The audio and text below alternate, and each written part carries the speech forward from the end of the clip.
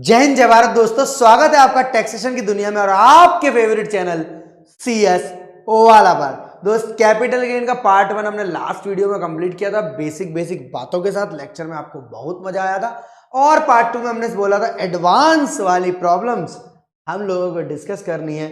जहां पर दोस्त लास्ट वीडियो का आपको रिकैप में करवाऊं अगर, तो मैंने आपको बताया था कि यहां पर आपको जो है शॉर्ट टर्म कैपिटल एसेट और long term capital asset. Sir इससे पहले तो आपने मैं कैपिटल एसेट पढ़ाया था, मुझे पता है मैंने कैपिटल एसेट पढ़ाया था और आपको अच्छे से आता है, बट दिक्कत है कि शॉर्ट टर्म और लॉन्ग टर्म का आपको कॉन्सेप्ट क्लियर है या नहीं है। सर जमीन और अनलिस्टेड शेयर्स के लिए 2 साल, कई सारी assets listed zero coupon bond वालियों के लिए 1 साल और other asset jewellery archaeological collection इन सब के लिए 3 साल डिक्लेयर हुआ था टाइम पीरियड।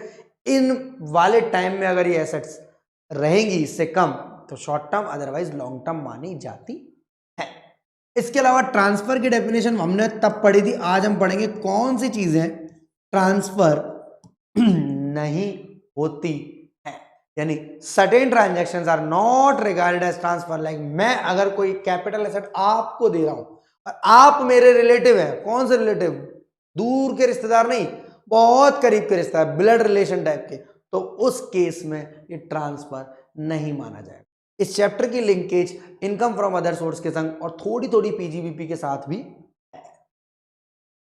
और हमने बात करी थी सर वहां पर कि वैसे तो कैपिटल एसेट पिछले साल प्रीवियस ईयर में अगर ट्रांसफर हुई है तो उसका कैपिटल गेन अट्रैक्ट होगा इस साल में, बट कुछ केसेस ऐसे होते हैं, कुछ केसेस ऐसे होते हैं लाइक इंश्योरेंस कंपनी वाला केस, कंपलसरी एक्विजिशन वाला केस, उस केसेस में आपको टैक्सेबिलिटी तब आती है जब आप उसका payment, conversion of capital asset into stock in trade वाला केस। 3 एक्सेप्शनल केस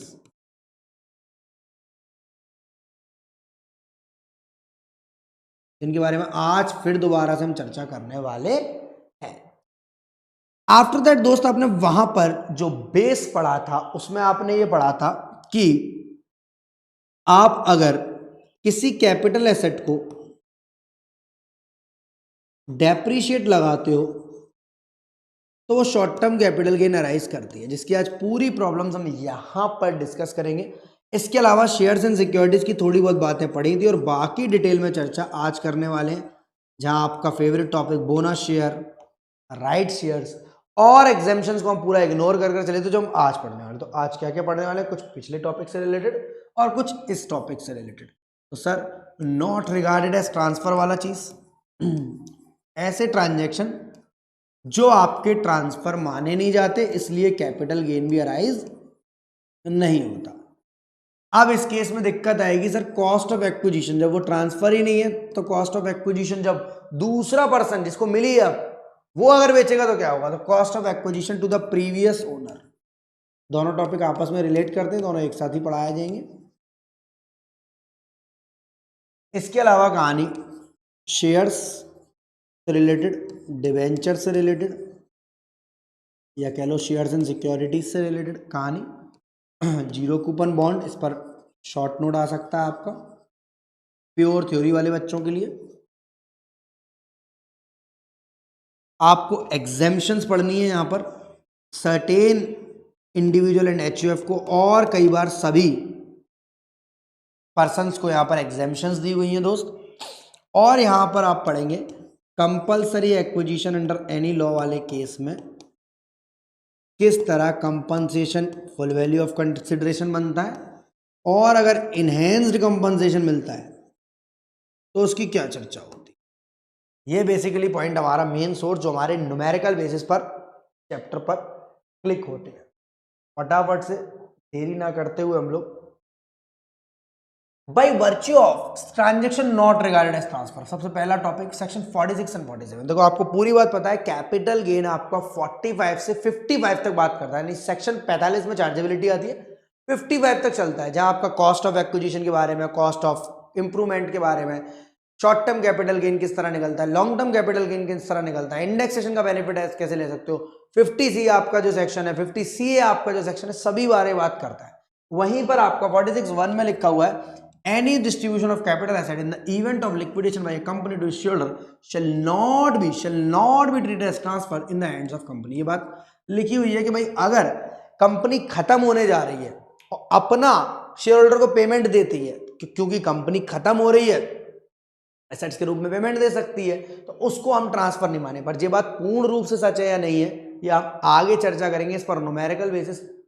आपका CS फाइनल या फाइनल के एग्जाम प्रोफेशनल्स एग्जाम में आता है, या इंटर लेवल पर सिर्फ MCQ बेस्ड पर बात आती है, वो हम लोग करेंगे चर्चा। 47(1) की अगर मैं बात करूं तो any distribution of capital asset on the total और partial partition of an HUF। एक HUF है जो कि आपको पता है अलग से क्या होता है, पर्सन की डेफिनेशन में अलग से ट्रीट होता है। यहां होते हैं इसके को-वेंचरर member.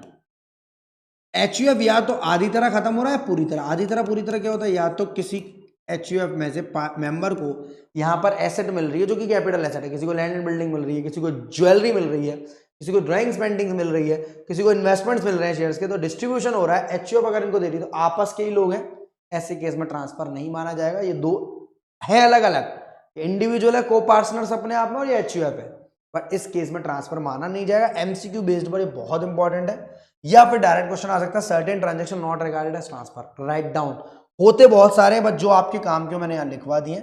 Any transfer of a capital asset under gift, अगर आप गिफ्ट देते हो, मैं आपको दूंगा तो बेटा टैक्सेबल हो जाऊंगा, क्योंकि आप और हम, भले ही आप मुझे भैया मानते हो, सर बोलते हो, भैया बोलते हो, बहुत खास रिश्ता है, बट ये खास इनकम टैक्स की नज़र में खास नहीं है जब तक मेरा सगा भाई मुझे गिफ्ट दे और मैं उसे दूँ। भाई भाई की बात हो रही है यहाँ पर, सर सिर्फ भाई नहीं, मम्मी पापा चाचा, आप सारे रिलेशंस पढ़ोगे इनकम फ्रॉम अदर सोर्स में, तो गिफ्ट अंडर अ गिफ्ट और विल और एन इररिवोकेबल ट्रस्ट, अगर इस केस में आपको कोई कैपिटल एसेट मिलती है, इस केस को ट्रांसफर माना नहीं जाएगा। मतलब वहां सेल, एक्सचेंज, रिलिंक्विशमेंट, एक्सटिंग्विशमेंट सबको पकड़ा था, या इन बातों को छोड़ दिया बेटा। कहने को ये चीज उन्हीं के संग पढ़ानी थी, बट एडवांस टाइप की चीज हो जाती, तब आप सिर्फ ट्रांसफर समझे ही थे। तब मैंने बोला था वो बहुत अच्छी है, और तुरंत बोलूं नहीं यार वो इस केस में अच्छी नहीं है, तो आप समझ नहीं पाते अच्छी है या नहीं है। यानी तब मैंने ट्रांसफर पढ़ाया था बेस बनाने के लिए, अब मैं बोल रहा हूँ ये ट्रांसफर नहीं होता है। Gift of shares acquired through employee stock option plan shall be treated as transfer. यानी इन्होंने एक एक्सेप्शन दे दी, भाई आप भले ही कंपनी अपने शेयर होल्डर को, कंपनी भले ही अपने एम्प्लॉय को, एम्प्लॉय स्टॉक ऑप्शन प्लान आप लोग पढ़ोगे कॉर्पोरेट अकाउंटिंग में और कंपनी लॉ में, इससे रिलेटेड चीजें, ये सारे स्टॉक्स मिलते हैं हमें कंपनी के संग, हमने खून पसीना बहाया है, अपना दिल लगा दिया, दिमाग लगा दिया, पता नहीं क्या क्या लगा दिया हमने कंपनी के लिए, कंपनी हमें शेयर्स देती है, तो उस केस में ट्रांसफर माना जाता है भैया, क्योंकि ये रिश्तेदारी वाली बात नहीं है। Any transfer of a capital asset by 100% holding company to its Indian subsidiary company. अगर एक होल्डिंग कंपनी यानी H लिमिटेड एक होल्डिंग कंपनी है और उसकी सब्सिडरी कंपनी है जो कि 100% इक्विटी इसी में ही हो, मतलब क्योंकि आपको पता है कंपनी लॉ पढ़ने वाले बच्चों 51% पर आपकी तो होल्डिंग तय हो जाती है, भाई ये होल्ड कर रही है कंपनी को, A limited B limited hold कर रही है, बट यहाँ 100% इंडियन सब्सिडरी कंपनी होगी और ये से जमीन दे, बिल्डिंग दे, डेप्रिशिएबल एसेट्स दे, तो कैपिटल एसेट ट्रांसफर कर रही है, बट माना नहीं जाएगा ट्रांसफर। ठीक है, सेम चीज अगर वो इसे दे रही है, 100% सब्सिडरी कंपनी दे रही है to its Indian holding company, तो यहाँ पर छोटे छोटे MCQs बनते हैं, हो सकता है फॉरेन सब्सिडरी कर दे, हो सकता है फॉरेन होल्डिंग कर दे, हो सकता है 95% होल्डिंग वाली कर दे, इस टाइप के ट्रांसफर माने जाएंगे, बट ये ट्रांसफर माने नहीं जाएंगे। इसमें एक और आती है बेटा जो यहाँ लिखना रह गई है, क्योंकि बहुत सारे ट्रांजेक्शन थे जो आपके फाइनल लेवल पर इंपॉर्टेंट होते हैं, बट यहाँ पर अमलगामेटिंग टू अमलगामेटेड, जो कंपनी खत्म हो रही है वो अगर अपनी कैपिटल एसेट्स को अगर ट्रांसफर कर रही है नई कंपनी को, तो वो भी ट्रांसफर माना नहीं जाएगा। यहाँ भी वर्ड इंडियन अमलगामेटेड कंपनी आता है, क्यों? क्योंकि तो हमारी अपनी है, इससे तो हम बाद में वसूली कर लेंगे, फॉरेन नहीं होनी चाहिए, बाहर की नहीं होनी चाहिए, विदेशी नहीं होनी चाहिए। अब क्वेश्चन ये है कि sir deemed notional cost of acquisition, section 49(1) लग जाता है। कॉस्ट ऑफ एक्विजिशन के लिए कई बार सेक्शन 49 काम में आएगा, कई बार क्या बार बार काम में आएगा। ये बोलता है कि सर इन लोगों ने इसको दिए, जैसे मानो मैंने अपने पापा को land and building gift they the, blood relation है, गिफ्ट दे दी अपने पापा। अब उन्होंने इसको सिस्टर को गिफ्ट दे दिया, आगे ट्रांसफर मान ही नहीं रहा, रिलेशंस में जा रहा है। ये रिलेशन आप इनकम फ्रॉम अदर सोर्स में अच्छे समझ पाओगे, क्योंकि अगर अनरिलेटिव को दे दिया तो टैक्सेबिलिटी हो जाएगी, तो ट्रांसफर मान लिया जाएगा। गिफ्ट के केस में सिर्फ रिलेटिव्स, मैं वर्ड डाल दिया यहाँ पर क्योंकि ऐसा लगता है सर गिफ्ट अनरिलेटिव को भी दे दो फिर तो बेचो ही मत, ऐसा नहीं है, रिलेटिव वाले में तो अब कॉन्सेप्ट क्या समझना है, ये पहले इसका ओनर कौन था, इसका ओनर मैं था बिल्डिंग का, इसका ओनर कौन था, मैं था। तो जो मैंने जितने रुपए खरीदी थी, लास्ट ओनर जब इसे बेचेगा, हम रिलेशन आपस में रिलेटिव्स एक दूसरे को दे रहे हैं, जो लास्ट ओनर इसे बेचेगा तो उसके वो मुझसे कॉल करके पूछेगा सर कितने रुपए की खरीदी थी आपने, यानी cost to the previous owner. क्या नाम है इसका, cost of acquisition of the previous owner, cost of acquisition of the previous owner. तो सबसे पहले वाला ओनर होगा। सर इतने बार ट्रांसफर होता है क्या, कई बार होता है, कई बार नहीं होता। मैं रफ नहीं कर रहा हूं, नहीं तो आपको दिक्कत हो जाएगी। Asset received on total of partial partition of HUF, देखो अभी पीछे आया था certain transaction not regarded as transfer में, उसके केस में जो एचयूएफ ने जब खरीदी होगी ये cost to the previous owner, जितने रुपए की बिल्डिंग उतने रुपए की इसके केस में कॉस्ट ऑफ एक्विजिशन, उसी पर इंडेक्सेशन लगेगा, जो भी हम लोग कल सीख कर आए थे LTCG. Asset received under gift और विल, अभी हमने पढ़ा था। Asset received bye succession, inheritance और डिवोल्यूशन, सेम चीज है। Asset received on dissolution of a firm, BOI और एओपी, अगर कोई एसेट रिसीव्ड हो रही है किसी फर्म को, किसी फर्म से, किसी बीओआई से, किसी एओपी, उसका खत्मा हो रहा है, खत्मा बोल रहा हूँ, खतरा नहीं, खात्मा हो रहा है, खत्म हो रही है वो। Asset received on liquidation of A company, sir ये सारी चीजें देखो सामने वाला हमें दे रहा है क्योंकि ट्रांसफर नहीं है, सामने वाला हमें दे रहा है क्योंकि ट्रांसफर नहीं है, तो हमें उनसे पूछनी पड़ेगी वैल्यू क्या है। तो ऐसे केस में कॉस्ट टू द क्या होती है बेटा, प्रीवियस ओनर। बस इतनी बातें आपसे डिटेल में करेगा। Asset received under trust whether revocable और इररिवोकेबल, वैसे इररिवोकेबल वाला कौन सा था, ट्रांसफर नहीं था, बट यार रिवोकेबल हो या इररिवोकेबल हो। Asset received under business reorganise subject to certain condition, section 49(3)(e). अब कॉन्सेप्ट ये, asset received by 100% Indian subsidiary company from its holding company और received by Indian company from its 100%, मतलब जितनी चीजें सब में लास्ट क्रक्स ये निकलेगा जो ट्रांसफर नहीं थे, उनके केस में cost to the previous owner काम में आती है। इसका कोई यूज है क्या, इसका इतना ही यूज है कि आपके केस में इंडिविजुअल वाला कॉन्सेप्ट आने वाला है। किसका वाला, हमारे केस में जो टैक्सेबिलिटी आनी है वो जनरली बेटा कौन सी आनी है, इंडिविजुअल, मतलब टोटल कंप्यूटेशन ऑफ टैक्स का जो क्वेश्चन आएगा वो कौन सा आना है, इंडिविजुअल। एमसीक्यू बेस्ड पर ये इंपॉर्टेंट हो सकती है, वो मैंने डीपीपी में डाल रखे हैं और करा रखे हैं, उस पर इतना दिमाग लगाने की जरूरत नहीं है। एग्जाम रिलेटेड चीजें आपको यहाँ पर सुंदरता से ही पढ़नी है। इंडिविजुअल से रिलेटेड आएगी तो मैंने आपको एग्जाम्पल दे दी, मतलब जितने रुपए की मैंने खरीदी, मैंने पापा को दी, पापा ने सिस्टर को दी, सिस्टर ने अपने मम्मी को दे दी, मम्मी ने फिर भाई को दे दी, दैट मीन्स एसेट वाली ही घूम रही है, टैक्सेबिलिटी कहीं अराइज नहीं हो रही, पर लास्ट में जो बेचेगा उसे किसी अदर पार्टी को, बाहर रिलेटिव से बाहर बेच ही रहा है, तो वो मुझसे पूछेगा आके, सब एक दूसरे से पूछ के मुझसे पूछेंगे लास्ट में, cost to the previous owner. ऐसे केस में बेटा सिंपल सी बात समझो, asset being a self acquired property of a member received by an HUF from its member, cost to the previous owner. Topic पर ज्यादा दिमाग नहीं लगाना, एग्जामिनेशन हमारे लिए मोस्ट इंपॉर्टेंट है, उसमें हम बहुत समय लगाएंगे।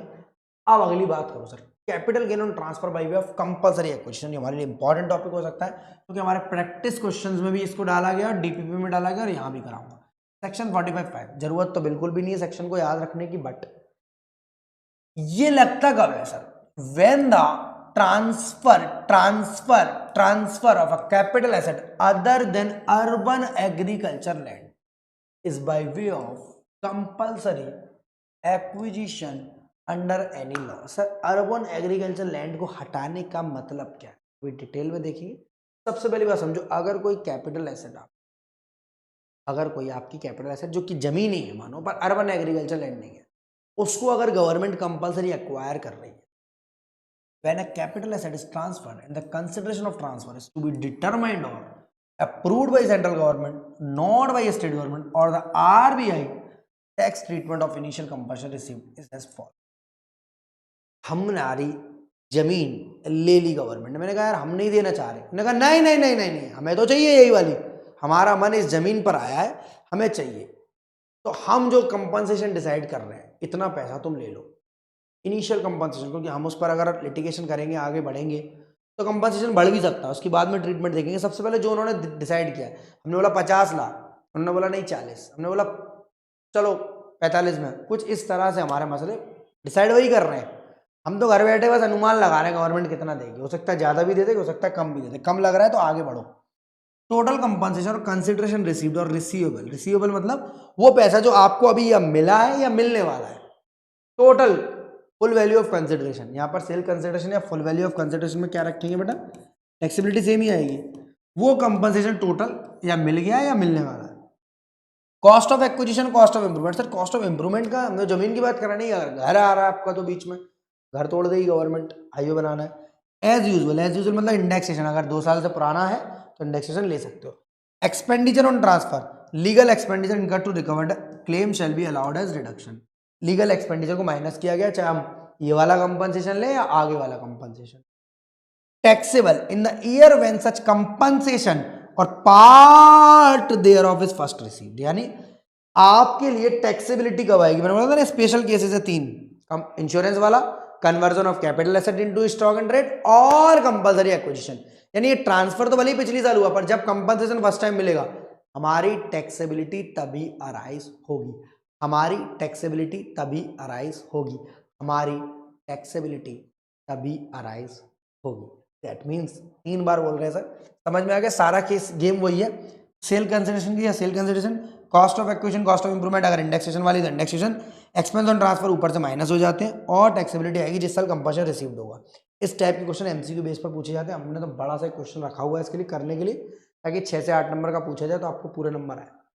Where the assessee has received enhanced compensation, enhanced कौन सा? हमने बोला भैया हमने जो आपने कंपनसेशन 40 लाख बोला हम उससे खुश नहीं है, हमने कहा बोला केस करो आगे, लिटिगेशन आगे बढ़ाओ, district court, high court, supreme court, ऊपर आते जाओ, आप ले लो ऐसा एक्स्ट्रा पैसा अगर मांगता है तो। हमने बोला मांगता है हमको, इनहेंस्ड कंपनसेशन मिलेगा, then such enhanced compensation shall be taxable under this section as under. Sir कौन से सेक्शन में? जहां ये बताएंगे। अब ये इस चैप्टर में ले जाएंगे। सबसे पहले टोटल इनहेंस्ड कंपनसेशन और consideration received, tax point, such compensation shall be taxable in the year of receipt only, जिस साल मिलेगा। If a part installment received then only part amount shall be taxable. किसके लिए बोल रहा है बेटा? इनहेंस्ड के लिए। किसके लिए बोल रहा है? इनहेंस्ड के लिए। वो वाला कौन सा था? ओरिजिनल कंपनसेशन फर्स्ट टाइम, एक 45(5) था, एक 45(5)(b) था। As usual expenditure on transfer, litigation expense for getting the enhanced compensation, हमने जो इसमें पैसा खर्च किया, भागा दौड़ी का, वकील कराए, वो हमारा खर्चा माइनस हो जाएगा। मतलब अब जमीन तो बिक गई, पहले गई, उसमें तो एक्सपेंस ऑन ट्रांसफर माइनस होना ही है, वो तो हमने करना ही है, लिखा पढ़ी के जो खर्चे हैं। बट इस वाले केस में हमने भागा दौड़ी कर कर वकील करा है, कोर्ट कचहरी खर्चे, लिटिगेशन एक्सपेंसेस है, उनको हम माइनस करा सकते हैं। Cost of acquisition, cost of improvement nil. क्यों नील? क्यों? क्योंकि भैया जमीन का तो पहले ही क्लेम ले लिया आपने, उसी का ही पैसा एक्स्ट्रा ले रहे हो। जमीन का तो पैसा आप पहले ही ले लिया, आप किस चीज का पैसा? उसी का ही एक्स्ट्रा पैसा ले रहे हो। Taxability in the year when such enhanced compensation consideration is received, जिस साल मिलेगा। उसके केस में भी ऐसा था, पर वहां पर पहली इंस्टॉलमेंट मिलेगी तो भी टैक्सेबिलिटी आ जाएगी, यहाँ पर ऐसा नहीं है। यहाँ पर जब मिलेगा नेचर ऑफ गेन और enhanced compensation whether short term और LTCG, as in case of initial compensation और कंसेशन, जो उनके लिए रहेगा जो वही इनके लिए, मतलब अगर वो एलटीसीजी बोल रहे हैं तो ये भी एलटीसीजी, और वो एसटीसीजी बोल रहे हैं तो ये भी एसटीसीजी ही बोलते हैं, वो भी एसटीसीजी ही बोलते। अब ये जाएगा कहाँ सर? इंटरेस्ट अगर इस पर आएगा, क्या आएगा? इंटरेस्ट अगर इस पर आएगा तो वो जाएगा आपका इनकम फ्रॉम अदर सोर्स में। सर इंटरेस्ट मतलब अगर हमारा इनहेंस्ड कंपनसेशन, हमें लग रहा था हम केस जीत गए, गवर्नमेंट से बोला हमने भाई हमें 40 लाख मंजूर नहीं, हमें 20 लाख रुपए और चाहिए, 60 लाख मानते हैं, हमने कहा केस करो, आगे बढ़ो, ऊपर आओ, कचहरी में आओ, वकील साहब लाओ, जोली एलएलबी वाले। अगर वो आपका केस जीत गए तो लिटिगेशन एक्सपेंस तो माइनस होने ही होने हैं, आपको कंपनसेशन मिलेगा शॉर्ट टर्म एल्ट, पर इस पर इतने दिनों तक जो रुका रहा आपका पैसा 2-3 साल तक, गवर्नमेंट उस पर इंटरेस्ट देगी। सर कितना देगी? वो आपको क्वेश्चन में देगा, वो अदर सोर्स के क्वेश्चन में आएगा। इंटरेस्ट इस पर जो मिलेगा वो अदर सोर्स में टैक्सेबल होगा, हम अदर सोर्स में पढ़ेंगे तो सिर्फ इंटरेस्ट बेटा, बाकी सब यही टैक्सेबल होगा कैपिटल गेन में, सिर्फ इंटरेस्ट आपका जाएगा वहां पर। प्योर थ्योरी सा लग रहा है हमें सब कुछ, कोई दिक्कत नहीं, बस 2-4 मिनट की बात और है। Any amount of compensation received in pursuance of an interim order of a court, tribunal or other authority shall be deemed to be income chargeable under the head capital gain. इस किसी भी type का कोई amount compensation का मिल रहा है हमें, इस केस में कंपल्सरी एक्वेशन में वो माना जाएगा कैपिटल गेन में of the previous year in the final order of such court, tribunal और अथॉरिटी इज मेड। सिंपल सी बात है, उस डिटेल में पढ़ाने की जरूरत नहीं। Where by reason of the death of the person who made the transfer और any other person the enhanced compensation or consideration is received by any other person, the gains or computed in case of enhanced compensation or consideration shall be deemed to be the capital gain of such other person. such other person मतलब मानो uncle जी जो हैं court कचहरी का case लड़ते लड़ते किसी दिन ट्रक से टक्कर हो गई और चले गए, अब बेटे को मिलेगा कंपनसेशन, जो लीगल आया, बेटा, बेटी, बीवी, आंटी, अंकल, नाती, पोता, कोई भी, उसको मिलेगा, तो उसी के केस में टैक्सेबिलिटी, क्योंकि वो तो चले गए अंकल सीधे वहां के बिहारी जी से मिलने। Tax treatment of reduced compensation. Sir reduced compensation क्या अगर घटा दिया जाएगा, सर ऐसा होता है क्या? Where in any assessment year such compensation consideration whether original और enhanced referred above is reduced by any court tribunal और other authority, then capital gain of that year shall be recomputed considering the compensation or consideration so reduced by such court tribunal authority।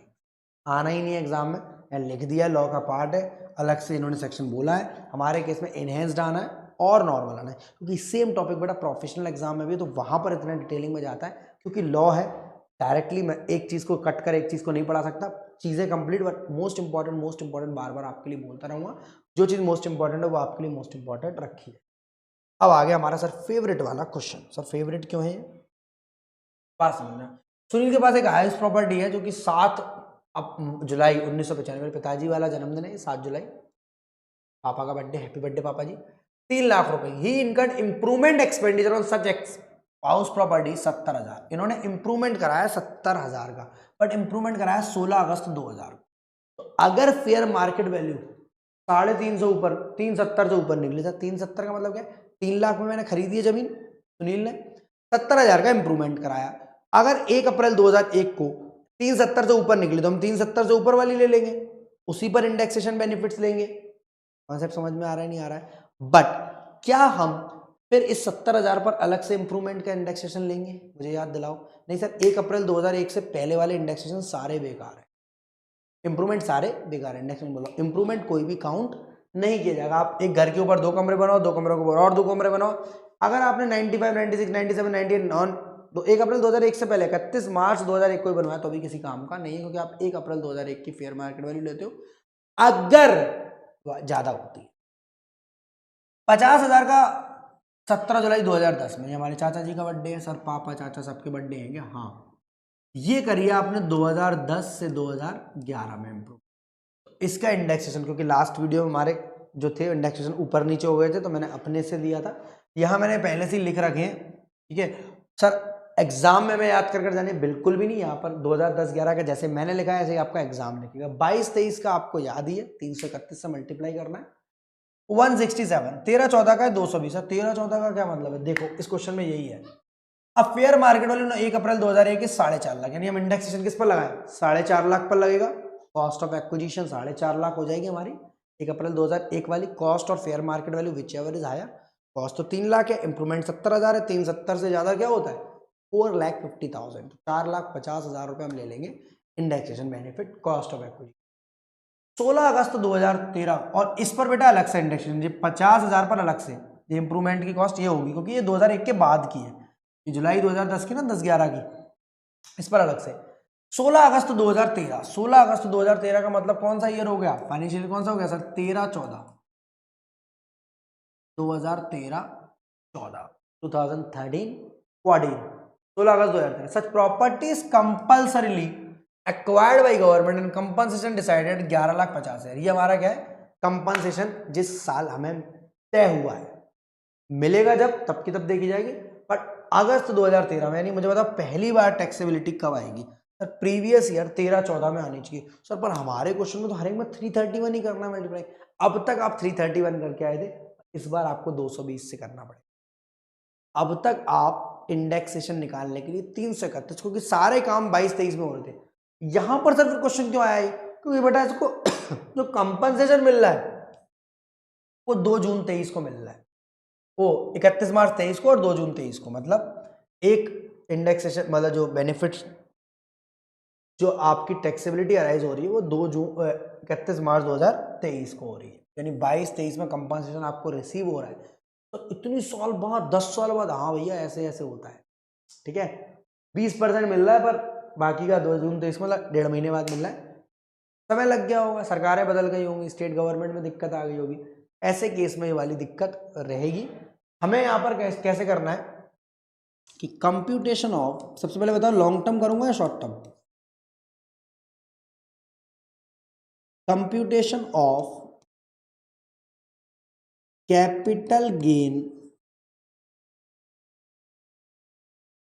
For assessment year. Assessment year कौन सा? 13-14 में वो हुआ है, assessment year तो लूंगा मैं 14-15। सर फिर 12-13 का क्या मतलब है? बेटा कैपिटल गेन कंप्यूट कर रहा हूं मैं, खाली जमा तो मेरा तभी होगा तब 22-23 के हिसाब से 23-24 में कंप्यूटेशन में कर रहा हूं। सबसे पहले फुल वैल्यू ऑफ कंसिडरेशन या सेल कंसिडरेशन, वो पैसा जो गवर्नमेंट ने मेरा डिसाइड किया है, कितना किया है? Government decided compensation at 11,50,000, full value of consideration या फिर सेल्स कंसिडरेशन।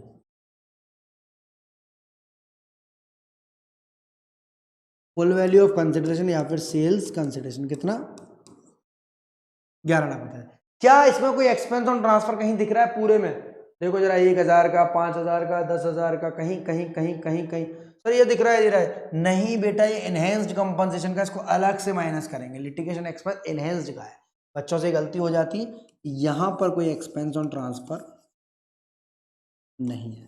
सर 14-15 हमें समझ में नहीं आ रहा, हम इतने साल पुराना क्वेश्चन क्यों कर रहे हैं बेटा? सिर्फ टैक्सेबिलिटी निकाल रहे हैं हम, सिर्फ कैपिटल गेन कंप्यूट कर रहे हैं, हमारी भरपाई तभी होगी।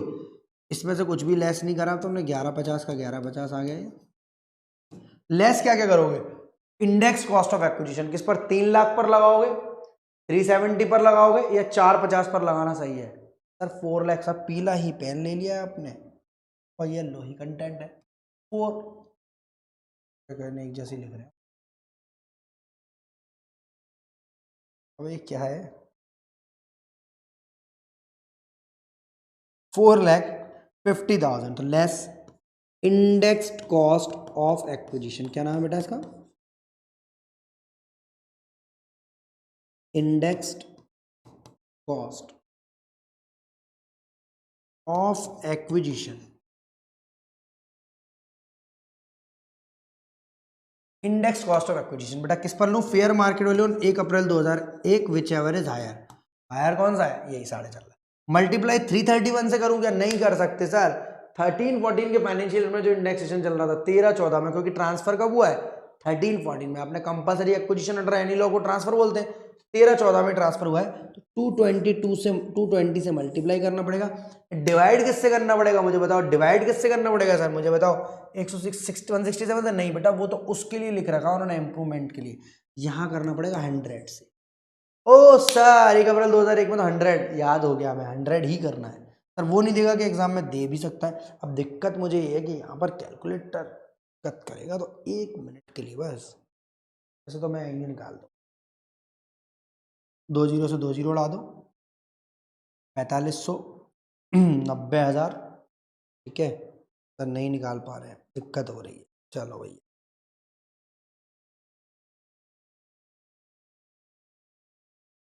9,90,000, 9,90,000 रुपये, 4.5 लाख रुपए की हमारी ये थी, into 220 divide by 100, 9,90,000।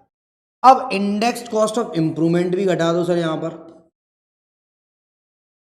Indexed cost of improvement. Index cost of improvement का मतलब क्या? आपकी इंप्रूवमेंट कितनी है सर? 70 ले या 50? सिर्फ 50 ही ले सकते हैं बेटा आप, 70 नहीं लोगे। कितनी? सिर्फ 50। मल्टीप्लाई किससे करूं? 220 से। मल्टीप्लाई किससे करूं? 220 से। क्यों? क्योंकि सर जा तो एक ही साल में रहे ना, अगर 22-23 में जाते हो 331 से करता। डिवाइड किससे करूं सर? 100 से, या 13-14 के, वो 10-11 के इंडेक्सेशन में, 10-11 में हुई थी ये आ गई 17 जुलाई 2010 को। 167 से, अगेन मुझे कैलकुलेटर उठाना पड़ेगा, 167 से। तो इंडेक्सेशन 50,000 पर, 70,000 वाली तो ignore, cost of improvement on 1 April 2001, before 1 April 2001, उसको हटा देंगे हम। तो 220 डिवाइडेड बाई 167, कभी इसका भी सारा लेना चाहिए। 65868, 65868, ये भी माइनस, ये भी माइनस, बाकी का आ जाएगा आपका लॉन्ग टर्म कैपिटल गेन। क्या आ जाएगा? लॉन्ग टर्म कैपिटल गेन, यानी 11,50,000 माइनस 9,90,000 माइनस 65868, 94,132, 94,132, 94,132 रुपये का आ गया आपका long term capital gain.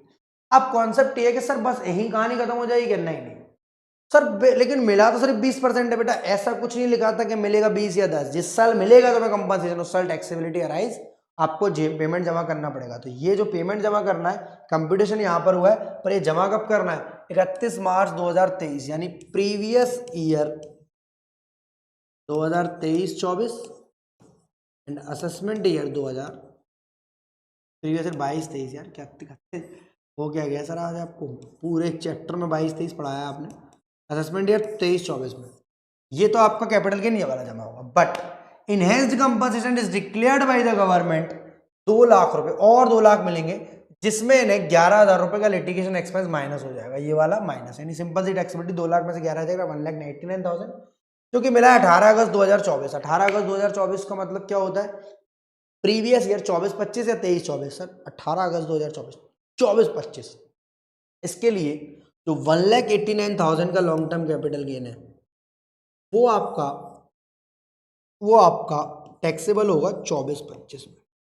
Previous year 24-25, assessment year 25-26, previous year 24-25 और असेसमेंट ईयर 26-25-26 सर। और इंटरेस्ट इनहेंस्ड पर बेटा है ही नहीं कोई जानकारी, होती तो मैं क्या करता, इनकम फ्रॉम अदर सोर्स, कुछ उस चैप्टर में ही आएगा न्यूमेरिकल दोबारा से। यहाँ तक आई होप आपको कोई दिक्कत नहीं होगी। एक बार मैंने कैपिटल गेन निकालना सिखाया आपको, असेसमेंट ईयर 14-15, पर वो टैक्सेबिलिटी आएगी उसकी 22-23 और 23-24 में। क्यों? क्योंकि उसका कंपनसेशन 31 मार्च 23। दूसरा वाला कंपनसेशन हमें कब मिला है? 18 अगस्त 2024 में, यानी 24-25 में मिला है, तो 25-26 में आएगी आपकी टैक्स से। तो इतना लंबा क्वेश्चन बेटा सिर्फ एनहेंस्ड के लिए आपको कराना पड़ा था। चलो थोड़ा आगे चलते हैं। Capital gain on conversion of debenture into shares. याद होगा आपको कंवर्टेबल डिवेंचर्स, आपने बचपन से पढ़ रखे होंगे। सर बचपन का 11-12 में पढ़े थे, हाँ बचपन ही था, अब आप बड़े हो चुके हैं। कंपनी लॉ में तो पूरा इसके डिटेल पढ़ते हो आप, शेयर कैपिटल क्या होता है, ऑल्ट्रेशन ऑफ कैपिटल क्या होता है, क्लॉजेस क्या होते हैं, ऑब्जेक्ट क्लॉज, बहुत इंटेलिजेंट हो गए आप लोग। Conversion of debentures including debenture stock deposit certificate into shares और debentures are not treated as transfer. Oh my God, ये क्या बोल रहा है, ये तो गलत बोल रहा है। हाँ sir, tax impact on sale of such convert shall be treated as under, कुछ इस तरह देखा जाए। Cost of acquisition of new asset, आपको जो नई चीज मिल रही है, cost of old asset convertible debenture shall be taken as cost of acquisition of new asset, यानी आपको डिवेंचर की जगह शेयर मिल रहा है, पर आप पुराने वाले की ले लो, और cost to the previous owner चलता है ना, cost to the previous asset चल रहा है, इसलिए इसका नाम है capital gain on conversion of debenture. Holding period कब से sir? Date of acquisition of such debenture, जिस दिन से आपका वो पहली बार डिवेंचर, यानी एक बहुत पुरानी मूवी थी शायद, हम आपके हैं कौन, ठीक है, उसमें हम आपके हैं कौन में क्या था, माधुरी दीक्षित जी थी, उनकी बड़ी सिस्टर की शादी सलमान खान के बड़े भाई से हो जाती। अब सलमान खान की जो भाभी थी इसमें, वो मर जाती है at the end of movie, 15 minute पहले। अब छोटी वाली माधुरी दीक्षित की शादी भाई से करा रहे थे, सलमान खान के भाई से। दैट मीन्स डिवेंचर चला गया, शेयर मिल गया, बट तारीख पुरानी सी याद रहे, क्योंकि उनकी ही सिस्टर है ये, समझ आ रही है? तारीख पुरानी, वैल्यू पुरानी, सब कुछ पुराना ही देना पड़ेगा। Indexation benefit, benefit of indexation shall be available from the date of allotment of new asset, but ये मया क्यों? क्योंकि सर डिवेंचर्स पर इंडेक्सेशन बेनिफिट नहीं मिलते हैं। Note, indexation benefit is not applicable in case of debenture, ये बात आगे ही बताऊंगा यहाँ पे, इसलिए इंडेक्सेशन बेनिफिट सबसे सिर्फ नहीं से, यानी आपकी वैल्यू पुरानी है, आपकी सिस्टर थी आपकी जगह, जब से उनसे शादी हुई हम तब से मानते हैं, बट बेनिफिट जो है आज से मिलेंगे, इनसे जो बेनिफिट मिलने वाले हैं वो आज से मिलेंगे, यानी इंडेक्सेशन बेनिफिट अब से मिलेंगे। आई होप थोड़ी सी बात समझ में आ रही होगी। Indexation benefit is not applicable in case of debentures, debentures के केस में इंडेक्सेशन बेनिफिट नहीं मिलते, शेयर्स के केस में मिलते हैं। शेयर्स के जब जिस दिन से शेयर हमारा हुआ है, जिस दिन से माधुरी इनकी हुई है, as per section 248 zero coupon bond, zero coupon bond के केस में आपको बताना एलटीसीए बनाने के लिए कितने टाइम तक आपके पास रखना पड़ता है। Sir redemption of zero coupon bond को मैच्योरिटी मतलब उस दिन खत्म मान लेते हैं हम लोग, रिलिंक्विशमेंट एक्सटिंग्विशमेंट हो जाता है, ट्रांसफर मान लिया जाता है, बट अगर ये 12 महीने पुराना है तो इस केस में हमारा एलटीसीए बन जाता है। बट जीरो कूपन बॉन्ड पर नोट आ सकता है, इसलिए मैंने पूरा लिखवा दिया जीरो कूपन बॉन्ड क्या होता है, ट्रीटमेंट क्या है, टैक्स क्या है। तो एक बार, 2 बार, 3 बार पढ़ लेना, जैसे जो जो चीज़ें इंपॉर्टेंट होती हैं वहाँ मैंने ऐसे स्टैंडर्ड रेंट का नोट, आपको फेयर रेंट का नोट, क्योंकि बेटा ये शॉर्ट नोट प्योर थ्योरी वाले बच्चों के मजे हैं, अगर आपको नहीं समझ में आ रहा है टैक्सेशन डर लग रहा है, दिमाग दर्द कर रहा है, इन सब चीज़ों को कर जाओ, मोस्ट इंपॉर्टेंट चीज़ें हैं। क्योंकि अब CS में आए हो तो CS बन के ही जाओ। Zero coupon bond issued by any infrastructure capital company, कोई भी जो हाईवे रोड प्रोजेक्ट्स बनाती है, इंफ्रास्ट्रक्चर कैपिटल फंड जो हाईवे इन सब के लिए पैसा लेती है, डेट फंड और पब्लिक सेक्टर कंपनी और शेड्यूल्ड बैंक, ये लोग जीरो कूपन बॉन्ड इशू करते हैं। कौन? ये 5 टाइप के, infrastructure capital company, infrastructure capital fund, infrastructure debt company, public sector company और scheduled bank, in respect of which no payment and benefit is received और received before maturity और redemption. मतलब आपका जो उसको खरीदता है जीरो कूपन बॉन्ड, मैंने खरीद लिया जीरो कूपन। जीरो कूपन का मतलब क्या है? Zero interest. इंटरेस्ट कूपन मतलब इंटरेस्ट, जीरो मतलब जीरो। कोई भी इंटरेस्ट और बेनिफिट मुझे बिफोर मैच्योरिटी नहीं मिलेगा। मतलब मैं 80 रुपये का खरीदूंगा, ऐसा नहीं 8 रुपये साल पे इंटरेस्ट मिल जाए या 5 रुपये साल पर इंटरेस्ट मिल जाए, बिल्कुल नहीं। बेचूंगा तो 100 का बेचूंगा, तो लास्ट में जब रिडेम्पशन होगा तो 100 रुपये पूरे आ जाएंगे मेरे। 80 के कितने हो जाएंगे? 100, यानी 20 रुपये का बेनिफिट है। Which the central government may by notification in the official gazette specify in this behalf. इसलिए इसका ये नोट है, ये डेफिनेशन है बेसिकली जीरो कूपन बॉन्ड की। 3 से 4 नंबर में पूछी जा सकती है। डिफाइन जीरो कूपन बॉन्ड या स्टेट द फॉलोइंग टर्म्स में जीरो कूपन बॉन्ड क्या होता है। Determination of nature of asset. A zero coupon bond shall be treated as long term capital asset, पहले ही पढ़ चुके हैं। If it is held by the transfer for more than 12 months, transfer कौन? हमें मिलता है, ये तो कंपनी हमें दे देती है, हम इसको फिर वापस रिडेम्पशन कर देते हैं। रिडेम्पशन और मैच्योरिटी और sale of such bond shall be treated as transfer. जिस दिन हम बेचते हैं, जिस दिन मतलब इसको मैच्योरिटी, इसका समय पूरा हो जाता है, अगर ये 1 साल पुराना है तो लॉन्ग टर्म, और 8 महीने पुराना है तो शॉर्ट टर्म। और रिडेम्पशन 8 महीने के 11 महीने पुराना में, हाँ। और रिडेम्पशन और maturity of zero coupon bond shall be as under, कुछ इस तरह आएगी। कैसे? सेल कंसिडरेशन, रिडेम्पशन की जो प्राइस तय करी होगी, मैंने 80 का उसने हमें दिया, हम वापस कर रहे थे 100 रुपये बोला था उसने हमें, वो 100 जो भी पैसा। Cost of acquisition of new asset, ये क्या सर न्यू एसेट? अरे जितने रुपए का एक खरीदा था, ठीक है, न्यू एसेट लिख दिया, जितने रुपए का एक खरीदा था।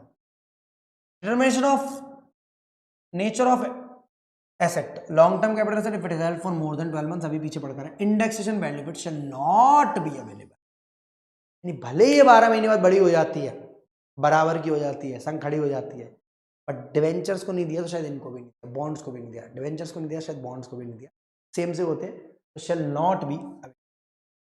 Long term capital gain on such bond shall B taxed at the rate 10% without indexation. Sir अभी तो मना कर रहे हैं, indexation benefit shell not be available. Without indexation आप इसे मैच्योर करा दो, 100 रुपये का आपने बेचा, भले लॉन्ग टर्म था, 80 का खरीदा था, 20 रुपये पर आपने अगर 1000 खरीद रखे तो 20,000 की आपकी इनकम हो गई, उस पर 10% का टैक्स रेट लगा दिया जाए। तो सर बेसिक एग्जामिशन वाला काम नहीं करेगा, वो बाद में देखते हैं हम लोग डिटेल में। टैक्स रेट्स अब आपकी स्पेशल आना शुरू हो गई है, यहाँ पर 10 आएगी बेटा, 15 भी आएगी और 20 भी आएगी, 3 टाइप की आएंगी, डिफरेंट डिफरेंट याद रखनी, ताकि हमें कंपटीशन जब कंप्लीट करें सारे इंडिविजुअल की सारी इनकम्स का, तो हमारे काम में आए। Tax treatment in case of issuing company. Issuing company कौन होती है? यानी यही infrastructure capital company, infrastructure capital fund, infrastructure debt company, public sector, scheduled bank, इनके लिए बोल रहा है कि जो डिस्काउंट है इनका, डिस्काउंट जैसे मानो लास्ट में बोला था 100 रुपये का आपसे वापस ले लेंगे हम, अभी आपको 80 का दे रहे हैं, इशू प्राइस 80 है और रिडेम्पशन प्राइस 100 है, पढ़ा होगा ना आपने कॉर्पोरेट अकाउंटिंग में। इशू प्राइस आपकी 80 है, रिडेम्पशन प्राइस 100 है, तो 20 रुपये का डिस्काउंट है बेसिकली। गैप जो हमारे लिए इनकम है उनके लिए लॉस है। उस लॉस का जो डिफरेंस है between the amount receivable by the issuing company and the amount payable by such company, यानी वही 80 और 100 के बीच का गैप, ऑन मैच्योरिटी और redemption of such bond shall be allowed as deduction under section 36 में आएगा, पीजीबीपी में हमारा, वहां पर वो बताएगा ऑन प्रो राटा बेसिस, जिस तरह कंपनी इसको life time of the bond, जितने साल के लिए बॉन्ड लिया है उस बेसिस पर एलोकेट करती है। सेक्शन 36 में सीखेंगे। देन नेक्स्ट टॉपिक है दोस्त आपका capital gain in case of slump cell. Slump sale मतलब जहां पर हम अपनी पूरी एंटिटी या अंडरटेकिंग या डिपार्टमेंट को बेच देते हैं पूरा एक मुग्गम दाम में, मतलब भाई इतना पैसा लो और पूरी एंटिटी ले जाओ। अलग अलग इंडिविजुअल एसेट्स का हम लोग कैपिटल गेन कैलकुलेट नहीं करेंगे, अलग अलग दाम भी नहीं है एसेट्स का, सेम टू सेम लेते जाओ आप। That means slump sale means the transfer of one or more undertakings by any means for a lump sum consideration। lump sum मतलब बेटा एक बार payment, one time payment, lump sum इकट्ठा, मुग्गम बोलते हैं इसे देसी भाषा में, without assigning values to the individual. ये नहीं बताएंगे कि बिल्डिंग 40 लाख रुपए की है, मशीनरी 20 लाख रुपए की है, इन्वेस्टमेंट 10 लाख रुपए के, सारा एक साथ जो भी है। Undertaking shall include any part of N undertaking और अ यूनिट, कोई एक यूनिट बेच रहे हैं या कोई एक डिवीजन बेच रहे हैं, और a business activity taken as a whole but does not including individual asset or liability or any combination thereof not constituting a business act। Individual asset liability का कैलकुलेशन नहीं करेंगे, पूरी पूरी यूनिट बेचेंगे जहां नंबर ऑफ एसेट्स होंगे और number of liabilities होंगी, कैपिटल और अदर एसेट्स, बट कैसे कैलकुलेशन होगी, किस तरह कैपिटल गेन निकलेगा देखते हैं। टैक्स ट्रीटमेंट ये दो, सेल कंसिडरेशन जो हम लेंगे फेयर मार्केट वैल्यू लेंगे कैपिटल एसेट्स का, यानी आज की तारीख में उन एसेट्स की मार्केट में क्या वैल्यू चल रही है as on the date of transfer calculated in the prescribed manner। prescribed manner ये है जैसे शेयर्स के लिए मानो आपका इन्वेस्टमेंट है तो कोटेड ले लिया, लैंड एंड बिल्डिंग के लिए स्टैम्प ड्यूटी वैल्यू दिखवा लिया आपने। shall be deemed to be the full value of consideration received or accruing as a result of the transfer of such capital। मतलब सिंपल सी बात है, अगेन यहाँ सेल कंसिडरेशन मिसिंग है, जहां चमेली नहीं होगी वहां उसकी सहेली से बात बनानी पड़ेगी, फेयर मार्केट वैल्यू ले लेंगे हम सभी एसेट्स। कॉस्ट ऑफ एक्विजिशन और इंप्रूवमेंट, ऐसे केस में हमने जितने की एसेट्स खरीदी थी उससे कोई मतलब नहीं है हमने जितने की एसेट्स खरीदी थी उससे मतलब ज्यादातर नहीं है, मार्केट में क्या वैल्यू चल रही है उससे कोई मतलब नहीं, उसके साथ सेल कंसिडरेशन। हम यहां पर नेटवर्थ निकालते हैं, नेटवर्थ मतलब आपका वो पुराना फॉर्मूला बचपन वाला, assets minus liabilities capital employed वाला, उसमें से हम लोग इंडेक्सेशन बेनिफिट बिल्कुल नहीं मिलेगा, भले ही आपकी बिल्डिंग 50 साल पुरानी हो, और आपके डेप्रिशिएबल एसेट्स में तो वैसे भी नहीं मिलता। इस केस में सिंपल सा कॉन्सेप्ट समझो, आप फेयर मार्केट वैल्यू को सेल कंसिडरेशन बनाने वाले हो, मतलब आप एक एक एसेट्स की वैल्यू फेयर मार्केट वैल्यू निकालोगे और यार रख दोगे निकाल कर, और आप नेटवर्थ निकाल समय बुक वैल्यू निकालोगे, नेटवर्थ अभी निकालते हैं। If undertaking is owned, nature of capital gain और शॉर्ट टर्म हो या लॉन्ग टर्म, इंडेक्सेशन नहीं मिल रहा, वैसे लॉन्ग टर्म में मिलता है बट यहाँ नहीं मिलेगा। In held by the SSC for not more than 36 month, मतलब यहाँ के लिए 36 मंथ, जिस तरह शेयर्स के लिए 12, लैंड एंड बिल्डिंग के लिए 24 था, यहाँ पूरी अंडरटेकिंग अगर 36 महीने पुरानी है तो भैया लॉन्ग टर्म मान लिया जाएगा आपका capital gain, otherwise not more than मतलब less than 36, otherwise short term, मतलब यहाँ 36 महीनों से कम है, 3 साल से पुरानी अंडरटेकिंग नहीं है, 3 साल पुरानी नहीं है शॉर्ट टर्म, और 3 साल से ज्यादा पुरानी है तो long term. Where an undertaking is owned and held by an assessee for more than 36 months, immediately preceding the date of its transaction, it shall be treated as a long-term capital asset. It makes no difference that few of the assets of the undertaking are newly acquired for less than that। फिर कुछ assets अभी अभी खरीदी हैं, परसों सुबह आई हैं, उससे कोई मतलब नहीं है, सिंपल सा कॉन्सेप्ट है। अब कहानी है कि सर नेटवर्थ का मतलब क्या होता है सर ऐसा क्वेश्चन थ्योरी में आ सकता है कि नहीं, स्लम सेल आ सकता है, डिफाइन स्लम सेल या explain the following term slump sale. Slump sale के लिए आपको पता है कि सारी एसेट्स पूरी अंडरटेकिंग आप बेच देते हो, सेल कंसिडरेशन के नाम पर एफएमवी, ये सारा नोट लिखे आना, 4 से 5 नंबर आपके फ्री के मिले। Net worth shell be the aggregate value of total assets of undertaking, भाई ये बोल रहा है कि नेटवर्थ का मतलब क्या होता है, aggregate value of total asset of the undertaking. अब यहाँ एफएमवी या बुक वैल्यू, सर लेते तो बुक वैल्यू है बट अभी डिटेल में हम बात करेंगे, डिटेल में लेस कर दो value of liabilities of such appearing in the books of account, जो value of liability books of accounts में दिख रहे हैं, सिंपल फॉर्मूला मैंने आपको पहले दिया नेटवर्थ का, एसेट्स माइनस लायबिलिटी, बचपन वाला कैपिटल एम्प्लॉयड का फॉर्मूला, ये होती है हमारी नेटवर्थ। बोल रहा है effect of revaluation of any change has been made in the value of asset on account of revaluation of asset then such change in value shall be ignored. मतलब हमारी मानो बचपन का वो building account debit to revaluation, revaluation के credit side by building डालते थे, इस टाइप की अगर कोई हरकत हुई है, कोई करी है, तो आप उसको हटा दो, मतलब इग्नोर करना है। रिवैल्यूएशन के नाम पर हम कोई नाम नहीं कर सकते। रिवैल्यूएशन घर की खेती होती है, जैसे ये घर की खेती है ना, ये घर की खेती है ना, रिवैल्यूएशन घर की खेती होती है, यानी आप अपनी एसेट की जबरदस्ती वैल्यू बढ़ा रहे हो, और वैल्यू ज्यादा बढ़ाओगे तो आप कॉस्ट ऑफ एक्विजिशन ज्यादा लोगे, और कॉस्ट ऑफ एक्विजिशन ज्यादा लोगे तो गेन कम करोगे। सरकार ऐसा नहीं करेगी, नहीं करने देगी, आप इनकम टैक्स डिपार्टमेंट ऐसा करने नहीं देगा, यानी रिवैल्यूएशन रिजर्व्स को टोटली इग्नोर करेंगे हम लोग। The aggregate value of total asset in case of capital asset being goodwill of a business profession which has not been acquired by the assessee by purchase from a previous owner, मतलब अगर ये acquire नहीं करी है, मतलब if it is not purchased, if it is not purchased, याद है आपको सेल्फ जनरेटेड गुडविल, कोई 12th क्लास की आपकी goodwill of the firm is valued वाली निल लेते हैं, डेप्रिशिएबल एसेट्स के लिए बेटा रिटन डाउन वैल्यू ले लेते हैं ब्लॉक ऑफ एसेट्स की। ब्लॉक ऑफ एसेट्स क्या होता है सर, पीजीबीपी के चैप्टर में डिटेल में देखेंगे, मैंने बताया। बस यहाँ आपकी रिटन डाउन वैल्यू, जिस तरह आप लोग 11th क्लास में कॉस्ट में से डेप्रिसिएशन माइनस कर देते थे, रिटन डाउन वैल्यू आई थी, वही रिटन डाउन वैल्यू का लिख कर देगा। बट ये याद रखना आप इनकम टैक्स वाली लोगे, क्योंकि कंपनीज एक्ट में बेटा डेप्रिसिएशन लगता है अलग रेट से, आप आईटी एक्ट के हिसाब से लोगे। Capital asset in respect of which the whole of the expenditure has been allowed as a deduction under section 3580। 3580 के बिजनेसेस होते हैं कुछ ऐसे बिजनेसेस जिनकी पूरी डिडक्शन पहली साल में मिल जाती है, यानी आप 100% क्लेम कर लेते हो। अगर आपके प्रॉफिट्स इतने सफिशिएंट है तो आप क्लेम कर लो, मतलब उन पर कोई डेप्रिसिएशन जैसा कॉन्सेप्ट नहीं रहता है। उनके केस में नील, क्योंकि सारा डिडक्शन वहीं मिला दिया आपका। आपने जितना 1 करोड़ रुपया लगाया था उस बिजनेस में, 1 करोड़ आपको निकाल कर दे दिया बाहर हमने इनकम टैक्स के हिसाब से, तो नील, मतलब इन एसेट्स की वैल्यू नहीं। सेल्फ जनरेटेड गुडविल है, अगर परचेज नहीं है, परचेज है परचेज प्राइस या बुक वैल्यू जो आज चल रही हो आफ्टर डिडक्टिंग डेप्रिसिएशन, क्योंकि वो भी इंटेंजिबल एसेट्स पर भी डेप्रिसिएशन लगता है। और return down value block of assets depreciable assets के लिए। अदर एसेट्स के लिए बेटा बात करेंगे book value of all such assets. Sir other assets कौन कौन सी हो सकती हैं? अदर एसेट्स में हो सकती है आपकी land and building, building, debtors, stock. Sir current assets उनका यहाँ क्या काम है? सर करंट एसेट्स का यहाँ क्या काम है? बेटा पूरी एंटिटी बिक रही है और एसेट्स में से लायबिलिटी माइनस करना है, नेटवर्थ निकालने के लिए हमें एसेट्स की वैल्यू ये वाली लेनी है। सिंपल सा कॉन्सेप्ट समझो, इतना डिटेल में पढ़ने का एक ही मतलब है, depreciable asset written down value है। अगर कोई 3580 वाली एसेट है, जीरो है। सेल्फ जनरेटेड गुडविल है, जीरो है।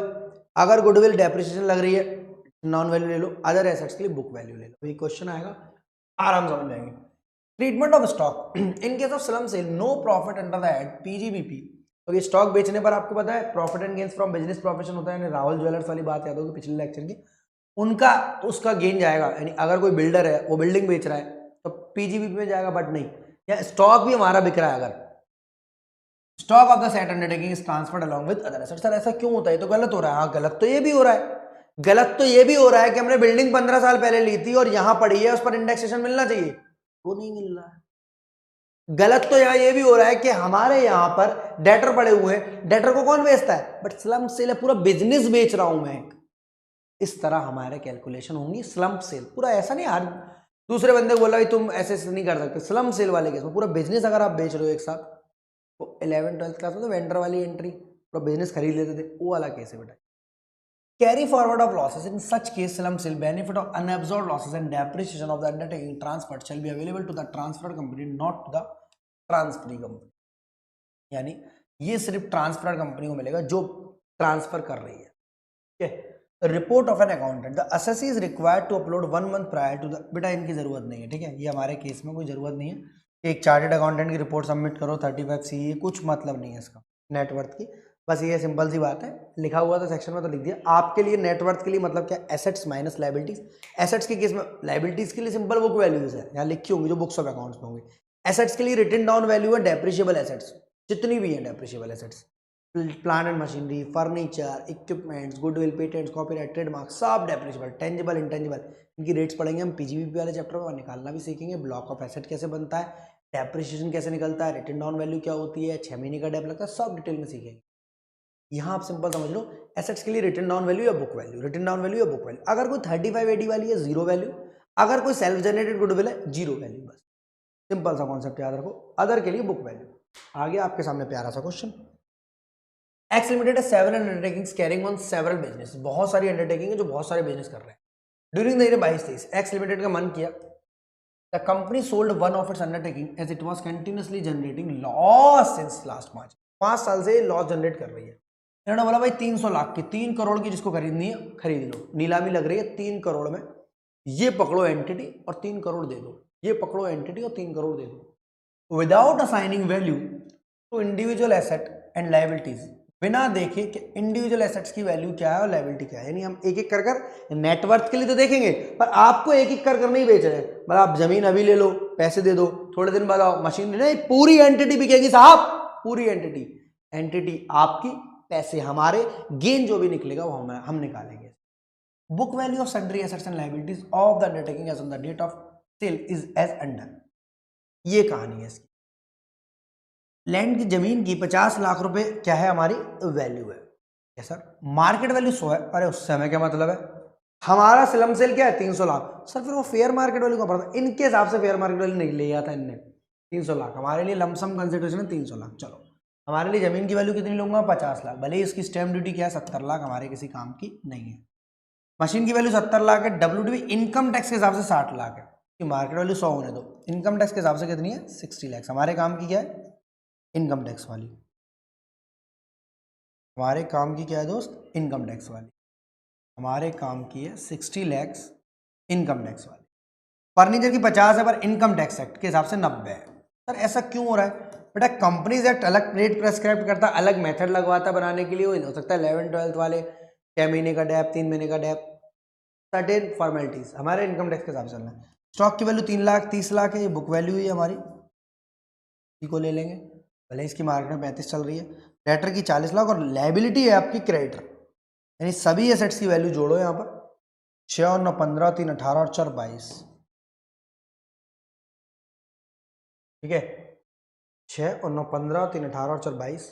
इधर 50 लाख रुपए जमीन की वैल्यू 50 लैक्स 27, और माइनस कर देंगे क्रेडिटर इसमें से 50 लाख।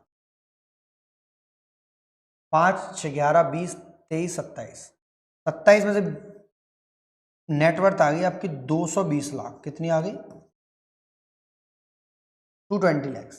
अब बोला है brokerage on transfer paid at the rate 5% on transfer. अगर यहाँ पर पेज की जुगाड़ है क्या? सर नहीं है, यहीं पर करना पड़ेगा मुझे क्वेश्चन। सबसे पहली बात देखो, आपका लमसम कंसिडरेशन हुआ है, आपके लिए सेल कंसिडरेशन नाम की चीज कितनी है? सेल कंसिडरेशन नाम की चीज कितनी है आपके लिए? सर सेल कंसिडरेशन हमारे लिए 300 लाख। कितना है दोस्त?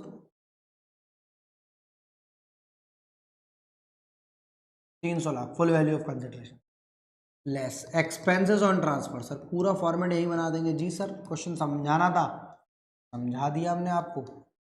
15 लाख। सर 15 लाख कैसे? 30 लाख का बेटा 5% पे करेंगे हम। कितना? 15 लाख। कितना आ गया? 285 लैक्स। कितना आ गया दोस्त? 285 लैक्स। कितना आ गया दोस्त? 285 लैक्स।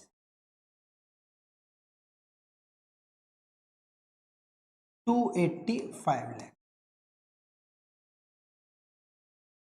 अब क्या है? ये तो नेट सेल कंसिडरेशन हो गया आपका। सेल कंसिडरेशन में से जब एक्सपेंसेस ऑन ट्रांसफर घटाते हैं तो नेट सेल्स कंसिडरेशन आ गया। अब आपको कॉन्सेप्ट क्या करना है? नेटवर्थ हटानी है। नेटवर्थ का मतलब क्या है? 5 6 11 9 20 23 27 में से 5 गए। 5 6 11 9 20 23 27, यानी 270 लाख की आपकी एसेट्स हैं, लाइबिलिटीज 50 लाख की घटा दी। कितना आ गया? 220 लाख। कितना आ गया? 220 लाख। तो लेस कर देंगे हम, लेस कर देंगे हम, लेस कर देंगे हम नेटवर्थ 220 लाख। 65 लाख का आ गया आपका long term capital gain. Sir long term capital gain कैसे पता चला? शॉर्ट टर्म भी हो सकता है भैया। कंपनी जो है पिछले 5 साल से लॉस में चल रही है, तो हो सकता है 8 साल 7 साल 10 साल 12 साल पुरानी हो। 3 साल से पुरानी होगी तो एलटीसी जी 65 लाख का एलटीसी। इस टाइप का क्वेश्चन कितने मार्क्स का आएगा? 6 से 8 नंबर का इस टाइप का क्वेश्चन आएगा। स्लम सेल पर बेसिक नोट्स आप आ सकता है, थ्योरी बेस्ड होगी, बहुत ज़्यादा डिटेल में बातें नहीं करेगा। आगे बढ़ते हैं हम। सेक्शन 50 फेवरेट सेक्शन है, मजेदार सेक्शन है। सेक्शन ये बोल रहा है दोस्त हमारा, valuation of consideration in case of land or building or both. बात समझना, अभी आपने ये देखा जहां जहां पर चमेली नहीं मिलेगी उसकी सहेली को बुलाना पड़ेगा। तो क्या एग्जाम्पल है? एग्जाम्पल सिंपल सा ये है दोस्त कि अगर आपका सेल कंसिडरेशन आपके पास मौजूद है तो ठीक है, अब उसे ले लो, बट नहीं है तो फेयर मार्केट वैल्यू ले रहे हो। तो जमीन के केस में आप स्टैम्प ड्यूटी वैल्यू को लेना पड़ता है। अगर या तो अवेलेबल नहीं है, या अवेलेबल है पर सच्चा नहीं है, या तो वो कुछ बोल नहीं रहा तुषार कपूर है, या वो बोल रहा है पर सच नहीं बोल रहा रणबीर कपूर है। या तो वो गोलमाल वाला तुषार कपूर है, या रणबीर कपूर है, सच तो बोल रहा है पर लग नहीं रहा वो सच बोल रहा है, झूठ बोल रहा है। ऐसे केस में valuation of consideration in case of land or building or both, जमीन के केस में जहां स्ट्रक्चर हाउस प्रॉपर्टी टाइप की चीज, उस केस में हम क्या करेंगे? Capital asset being land or building or both, मतलब खाली जमीन, अब जमीन के संग बिल्डिंग होगी या दोनों, अगर ट्रांसफर हो रही है तो वैल्यू एडेप्टेड और असेस्ड और एसेसिबल मतलब जो मानी जाएगी वो स्टैम्प ड्यूटी वैल्यूएशन से एक्सीड कर गई अगर 110% ऑफ एक्चुअल कंसिडरेशन। अभी समझेंगे इसका मतलब क्या है। सेक्शन 50C बोलता है मानो मैं एक जमीन बेच रहा हूं किसी को और मैं और उसके बीच में सौदा तय हो गया कि मैं तुझे 50 लाख की बेच रहा हूं दुनिया की नजर में। उसने बोला मतलब 50 ही लोग, मैंने कहा नहीं लेंगे तो 80, 50 चेक से देगा तू मुझे, 30 देगा तू ब्लैक मनी से। बात समझ में आ रही है? ठीक है। अब गवर्नमेंट को लग रहा है चोरी कर रहे हैं, पर गवर्नमेंट ने उसकी स्टैम्प ड्यूटी वैल्यू निकलवाई, वो 60 लाख निकली। तो ना चाहते हुए मुझे ये जो झूठ बोल रहा हूं मैं थोड़ा सा गवर्नमेंट से, बोल तो बड़ा झूठ रहा हूं पर गवर्नमेंट से थोड़ा ही झूठ बोलना पड़ेगा कि हाँ चलो ठीक है 60 लाख बनवा लो। पर सर इससे 110% समझ में नहीं, अभी समझ में आएगा। 50 से जस्ट ऊपर गए तो कितना 55, 10% ऊपर गए तो कितना 55। अब ये 50 और 60 के बीच का जो गैप है ये 55 फिल नहीं कर पा रहा, तो आपको 60 लाख माननी। पूरा डिटेल में समझते हैं। Full value of consideration shall be the value adept or assessed or assessable by any authority of state government, stamp valuation authority, तहसील आपकी, कोर्ट कचहरी, for the payment of stamp duty. Assessable means the price which the stamp valuation authority would have adopted or assessed if it were transferred to such authority for the purpose of payment of stamp duty. Stamp duty लगेगी वो भी इसी पर लगेगी। अगर मैं कोई जमीन 50 लाख रुपए की बेच रहा हूं और उसकी स्टैम्प ड्यूटी वैल्यू 60 लाख है, ये पहले से ही लिखा हुआ है, तो मुझे 60 लाख लेनी पड़ेगी। कब? अगर इस 50 लाख का 10% में जोड़ू, यानी 110% ही आ गया देखो of actual consideration. Actual consideration 50 lakh है, 10% जोड़ू तो कितना हो रहा है 55 लाख। यानी अब ये मानेंगे ये एसएससी झूठ बोल रहा है। ये जो बंदा है ट्रांसफर जो है जिसके कैपिटल के हैंड में टैक्सेबल होगा वो झूठ बोल रहा है। इन्होंने कहा ये झूठ बोल रहा है, पर जो खरीद रहा है उससे सच बुलवा लोगे। नहीं, वो भी नहीं बोल रहा, वो तो बोल ही नहीं रहा, वो तो शार कपूर है, ये रणबीर कपूर है, ये झूठ बोल रहा है। यानी 55 लाख रुपए तक अगर ये लोग बोलते, यानी अगर ये बोलते कि अगर यहाँ 50 लाख थी और स्टैम्प ड्यूटी वैल्यू 54 लाख निकलता, तब इनकी बात मान लेते 50 लाख। तो सर 10% का बैंडविड्थ दिया हुआ है, ऐसा बोलते बैंडविड्थ। 10% तक अगर आपके संग में आप सच में झूठ बोल रहे हो या झूठ में सच बोल रहे हो या मजाक कर रहे हो या मजाक बना रहे हो, जो भी कर रहे हो, अगर वो 10% तक है तो कोई दिक्कत नहीं है। बट अगर 10% से एक्सीड कर रहा है 110% और assessed value of actual consideration, यानी इस केस में से 50 और 60 लाख के बीच में 20% का गैप है, बैंडविड्थ बड़ा हो गया। पर हमें बैंडविड्थ कितना दिया हुआ है? सिर्फ 10%। यानी रेंज जो है 10% तक आप झूठ बोल सकते हो। यानी अगर स्टैम्प ड्यूटी वैल्यू 51 होती तो भी 50 लेता, 52 होती 52 तो भी 53, 54, 55 से ऊपर गया स्टैम्प ड्यूटी वैल्यू तो स्टैम्प ड्यूटी वैल्यू मानी। एक एग्जांपल लेंगे फिर समझ में आएगा अच्छे से। नेक्स्ट पॉइंट क्या? वेयर वैल्यू एडॉप्टेड और असेस्ड और assessable by the stamp valuation authority does not exceed 110% of actual consideration और where such value is less than actual consideration, then actual consideration shall be considered as full value. मतलब अगर 110% से ऊपर नहीं जाती है, जैसे अपनी 50 वाला था और स्टैम्प ड्यूटी वैल्यू 54 थी, तो हम 55 तक जा सकते हैं, बट 54 पर रुक गए, वापस 50 मान ली जाएगी तो एक्चुअल कंसिडरेशन। और अगर 10% से ऊपर चली गई बेटा तो फिर स्टैम्प ड्यूटी वैल्यू ही माननी पड़ेगी, जैसे 60 लाख वाले की। Mister Raj has self occupied property acquired 10 months ago, साफ बात है शॉर्ट टर्म कैपिटल गेन है 5 लाख रुपए की। अब वो बेच रहे हैं भैया 6 लाख रुपए, आपसे बात है 6 में से 5 का 1 लाख का capital gain short term nature का। स्टैम्प ड्यूटी अथॉरिटी बोल रही है भाई स्टैम्प ड्यूटी वैल्यू जो होगी वो 6,25,000 होगी। यहां से देखना बेटा 5 लाख से कोई मतलब नहीं है, 6 लाख का 10% करोगे तो कितना आएगा 6,60,000। यानी इनके हिसाब से हमारी वैल्यू यहां तक हम झूठ बोल सकते हैं, यानी इस केस में तो हमारी वैल्यू ले ली जाएगी 6 लाख, तो हमारा झूठ कोई झूठ नहीं है। या ऐसा केस हो सकता है यानी स्टैम्प ड्यूटी वैल्यू से कम पे बेच सकते हो आप, कब? जब 10% तक का गैप है। हम लोग 6 में बेच रहे हैं, स्टैम्प ड्यूटी बोली 6,60 तक कोई दिक्कत नहीं है, स्टैम्प ड्यूटी 6,25 की है, तो 6 lakh is the actual consideration, वही full value of consideration. But stamp duty authority for the purpose of levying stamp duty value case भी 6,75, तो आप झूठ बोल रहे हो क्योंकि आपको सिर्फ 6,60 तक का बैंडविड्थ है। अब आप झूठ बोल रहे हो तो 6,75। पहले वाले केस में 6,25 स्टैम्प ड्यूटी थी, फिर भी हमने उसकी बात ना मानकर अपनी बात सच मानी क्योंकि 10% के बैंडविड्थ में हम आ गए। दूसरे वाले केस में हम लोग 10% का बैंडविड्थ पार कर गए, 6,60 तक होता तो कोई दिक्कत नहीं। अगर इसकी 6,50 वैल्यू होती तो मैं 6 लाख लेता, 6,40 होती 6 लाख लेता, 6.55 होती 6 लाख लेता, पर 6.60 जैसे ही पार करी 6.75 हुई तो मुझे 6.75 ही लेनी। सेम केस है अनकोटेड शेयर्स, मतलब valuation of consideration in case of unquoted share. Unquoted share होते हैं अनलिस्टेड शेयर, इसके लिए 50 CA लगा दिया, वहां 50 C या 50 CA दोनों सेम बात बोलते हैं। वेयर कैपिटल, ये 10% कुछ नहीं बोलता बेटा, where capital is being share of a company other than a quoted share. Other than a quoted share मतलब other than a listed share. Listed समझते हो, जैसे अभी इंडिया केमिकल्स का डालो आप शेयर की प्राइस, ITC का डालो, रिलायंस इंडस्ट्रीज का डालो, HDFC का डालो, ये सब लिस्टेड शेयर है। For a consideration which is less then the fair market value, मतलब इसकी फेयर मार्केट वैल्यू चल रही है मार्केट में 28 रुपए और ये 15 रुपए का बेच रहा है, इसको 28 मान लिया जाएगा अनकोटेड अनलिस्टेड शेयर का। द फेयर मार्केट, जहां चमेली नहीं मिली उसकी सवेली को ले आएंगे। The fair market value shall be the deem to the full value of consideration, यानी इसमें 10% का कोई स्लैब नहीं है, वो सिर्फ जमीन के केस में स्टैम्प ड्यूटी वैल्यू, क्योंकि बड़ी चीज है, हमसे वैल्यू निकालने में दिक्कत होती है, मोल भाव खूब होता है, बट ये अनकोटेड शेयर्स है। कोटेड है तो फेयर मार्केट वैल्यू है ही है उसकी, तो दिख ही रही है। सुबह सुबह उठते हो 9:30 बजे, स्टॉक एक्सचेंज बॉम्बे स्टॉक पर अलग और नेशनल स्टॉक पर अलग, और वो बिक जाते हैं आपके शेयर, तो वो तो दिखाई देता है आपका LTC। अनलिस्टेड आपकी प्राइवेट लिमिटेड कंपनी है, आपका शेयर मार्केट की वैल्यू बढ़ रही है, fair market value due to assets और liabilities, due to surplus gains, बहुत सारी चीजें, और आप उसे बेच रहे हो 28 का शेयर 15 में बेच रहे हो, तो आपकी बात मानी नहीं जाएगी। 50 CA बोलता है फेयर मार्केट वैल्यू मानी जाएगी। तो फेयर मार्केट वैल्यू कहाँ से निकाली जाएगी, अभी आते हैं। Quoted share means the shares quoted on any recognised stock exchange, चाहे वो बॉम्बे स्टॉक एक्सचेंज पर हो या नेशनल, उनकी बात नहीं कर रहे हैं बेटा। With regularly from time to time where the quotation of such share is based on current transaction made in the ordinary course of business. The provision is not applicable to any consideration received or accruing as a result of transfer by prescribed class of person, किसी के लिए छोड़ दिया गया है। Unquoted share में 50 CA लगता है, जो बोलता है फेयर मार्केट वैल्यू 10% जैसी कोई चीज नहीं, सिर्फ उनके लिए।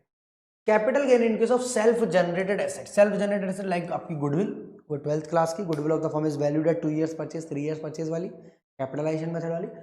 ऐसे केसेस अगर ये एसेट्स आपकी परचेज नहीं है, अगर परचेज है तो परचेज प्राइस, अब तक डेप लगाते हो डेप माइनस कर लो, और परचेज नहीं है सेल्फ जनरेटेड है, goodwill of a business or profession, tenancy right, trademark brand name associated with business, stage carriage permit, right to manufacture, produce or parcel any article, loom hours, right to carry, इन सभी case में हमारी जो cost of acquisition है वो निल मानी जाएगी।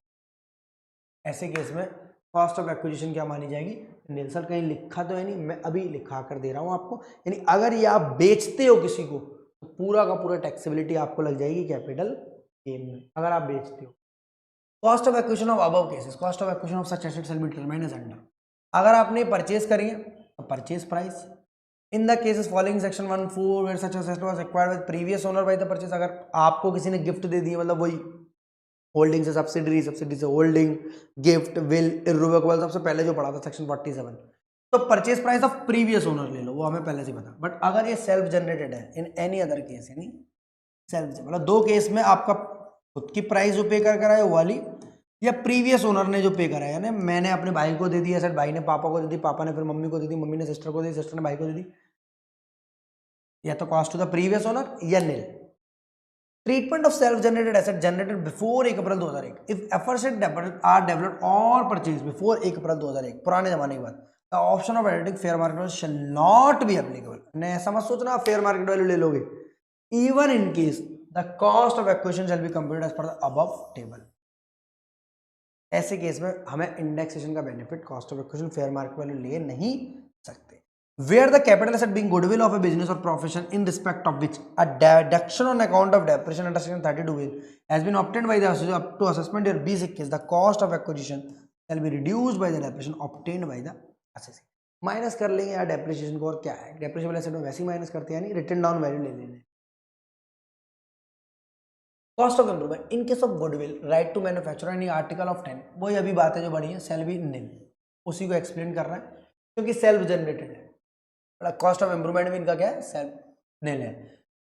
Exhaustive list of self generated capital asset which are liable to tax any other self generated asset excluding bonus share. Sir इनको क्यों छोड़ा, इनको अलग से छोड़ा गया, ये भी इंटेंजिबल होती है, सेल्फ जनरेटेड हो जाती है, अपने आप से हमारे पास राइट्स आ जाते हैं। Not एंशन out shall be out of purview of tax fully exempted. Fully exempted मतलब यानी उस वाले केस में सिंपल सी बात है, निल लेंगे टैक्स की वैल्यू आपकी कॉस्ट की। इस वाले केस में बेटा क्या करेंगे, इनके लिए अलग से ट्रीटमेंट है बोनस और right. Instances of other self generated asset of which does not amount to capital. अगर आप, क्या है भाई, ट्रीज ग्रोन स्पॉन्टेनियसली, अपने आप से आपके पेड़ उग गए हैं, ठीक है, सेल्फ जनरेटेड है, तो ये हमारे कैपिटल गेन में नहीं आते, कैपिटल एसेट ही नहीं होती। हटाओ, सिंपल है, हमारे लिए कर रहा है बोनस और राइट, बाकी सबके लिए सेल्फ जनरेटेड एसेट के लिए क्या ले लो, सिंपल, चाहे कॉस्ट ऑफ एक्विजिशन हो या कॉस्ट ऑफ इंप्रूवमेंट। अरे फिर कहां से आ गई तू, tax treatment on transfer such asset shall be as under. भैया टैक्स क्या है, सेल कंसिडर जितने का बिका हो वैल्यू ले लो, COA nil, COI nil, expenditure on transfer actual, capital gain.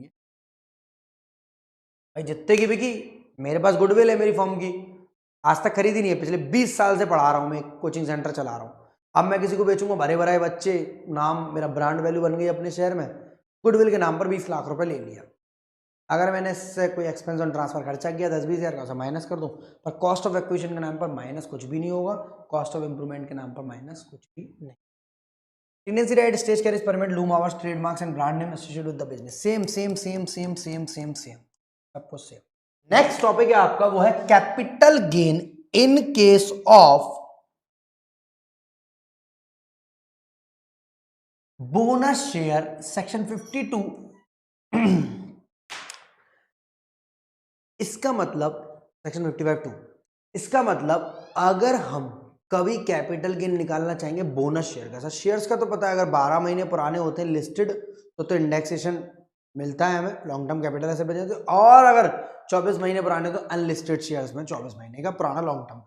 But अगर हमारे cost of acquisition financial asset, financial asset मतलब शेयर्स की बातें करेगा दोस्तों, अभी being allotted on the base of holding of any other financial asset, मतलब पहले आपके पास शेयर्स थे, उसकी वजह से आपको शेयर्स मिले, तो ऐसे विदाउट एनी पेमेंट, आपने पेमेंट नहीं किया, ये बोनस शेयर फ्री में मिलते हैं आपको, shall be taken to be nil, तो आपको बोनस शेयर की वैल्यू क्या लेनी पड़ेगी, नील। बट कब, कैसे और क्यों, तीनों बातें समझनी है, कब, कैसे और क्यों।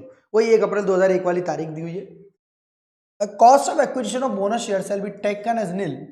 However, if such is acquired before 1 April 2001, then the cost of acquisition shall be taken as fair market. यानी सिंपल सा केस है, कब, क्यों, कैसे। अगर बोनस शेयर आपको 1 अप्रैल 2001 से पहले मिले तो आप उसकी वैल्यू ले लेंगे कॉस्ट ऑफ एक्विजिशन, और अगर 1 अप्रैल 2001 के बाद मिले तो आप उसकी वैल्यू ले लेंगे नील। सिंपल सी बात समझो, आपके पास 100 शेयर्स थे, 30 रुपए के आपने खरीदे थे, शेयर्स थे बेटा, बोनस की बात नहीं कर रहा हूं, 3000 रुपए के, 100 शेयर्स एट द रेट 3000, 3000 रुपए के आपके पास शेयर्स थे, ये आपने लिए थे 1 अप्रैल 1998। कंपनी ने 1 साल बाद बोनस निकाला और 100 शेयर्स आपको मुफ्त में दे दिए, मुफ्त में दिए आपको फ्री में। अब फेयर मार्केट वैल्यू जो है वो ऑन 1 अप्रैल 2001 जो है वो चल रही है 45 रुपीज पर शेयर। तो जब भी आप इन शेयर्स को बेचोगे इस वाले की भी 45 लोगे और इस वाले की 45 लोगे। क्यों? क्योंकि 1 अप्रैल 2001 से पहले वाले की कॉस्ट ऑफ एक्विजिशन, 1 अप्रैल 2001 से पहले वाले बोनस शेयर की क्या लोगे? Fair market.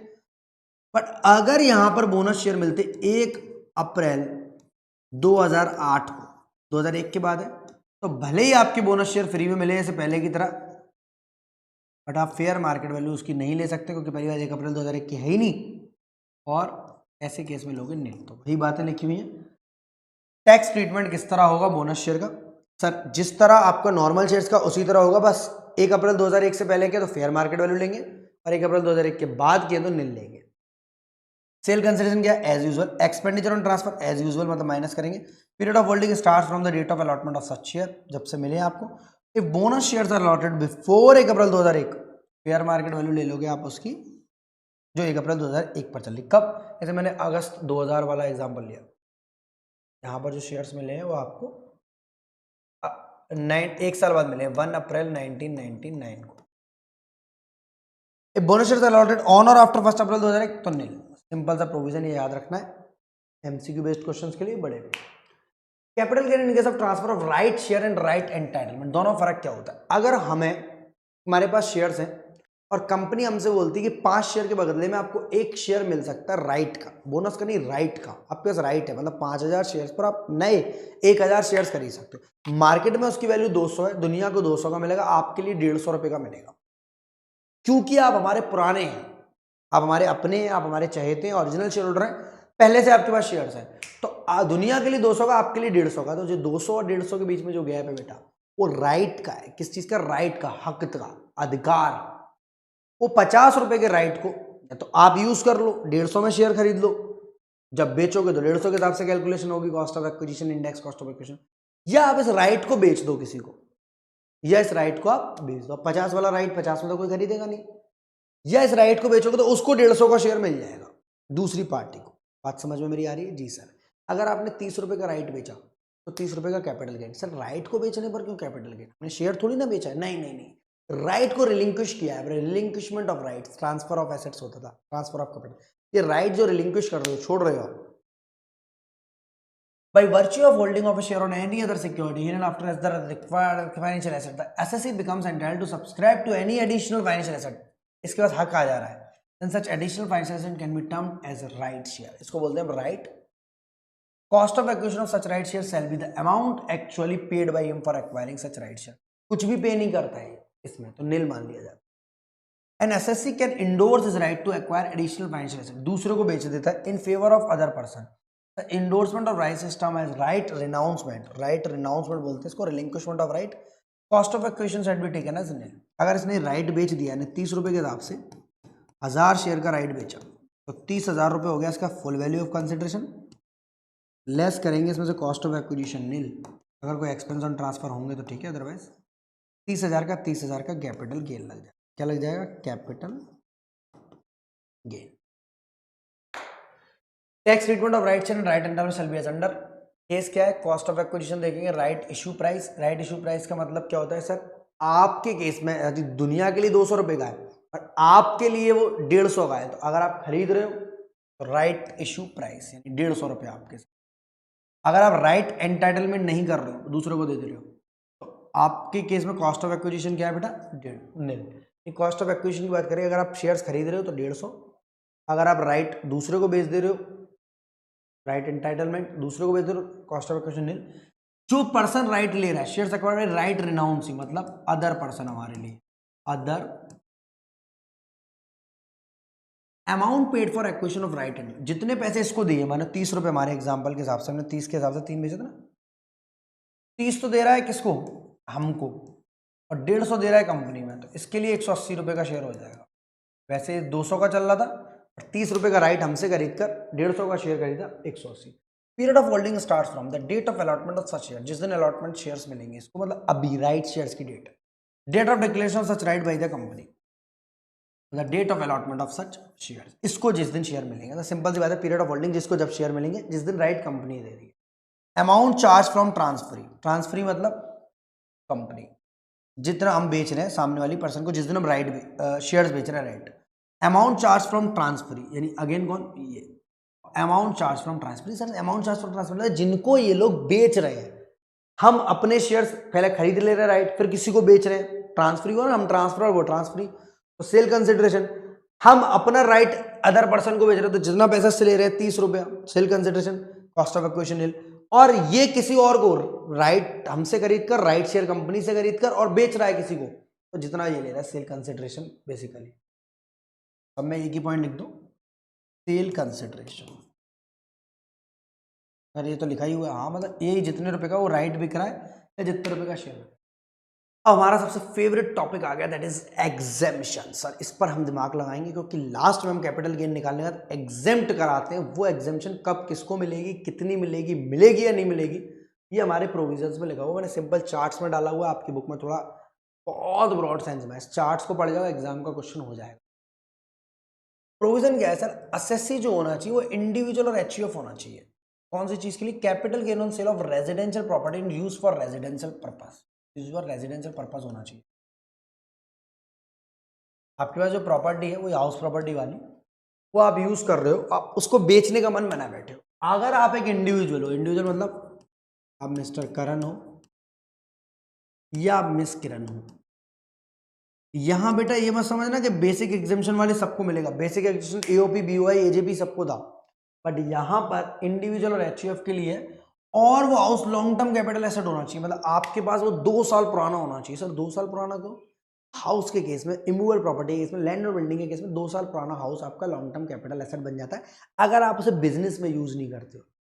वैसे भी यूज फॉर रेजिडेंशियल पर्पज है, बिजनेस में यूज कर दो डेप्रिसिएशन लगेगा, डेप्रिसिएबल एसेट बन जाएगी शॉर्ट टर्म, उसकी नहीं बात कर रहे हैं। इंडिविजुअल एचयूएफ है, वो हाउस में बच्चे उसके खेल रहे हैं, यानी वो कोई काम नहीं कर रहा, बिजनेस प्रोफेशन नहीं कर रहा, सीएस का ऑफिस नहीं चला रहा। Asset transfer residential house property being building and land appurtenant थी, मतलब ये जो बेच रहा है एसेट वही ऊपर वाली एसेट ही है, उसी के लिए लिखा गया।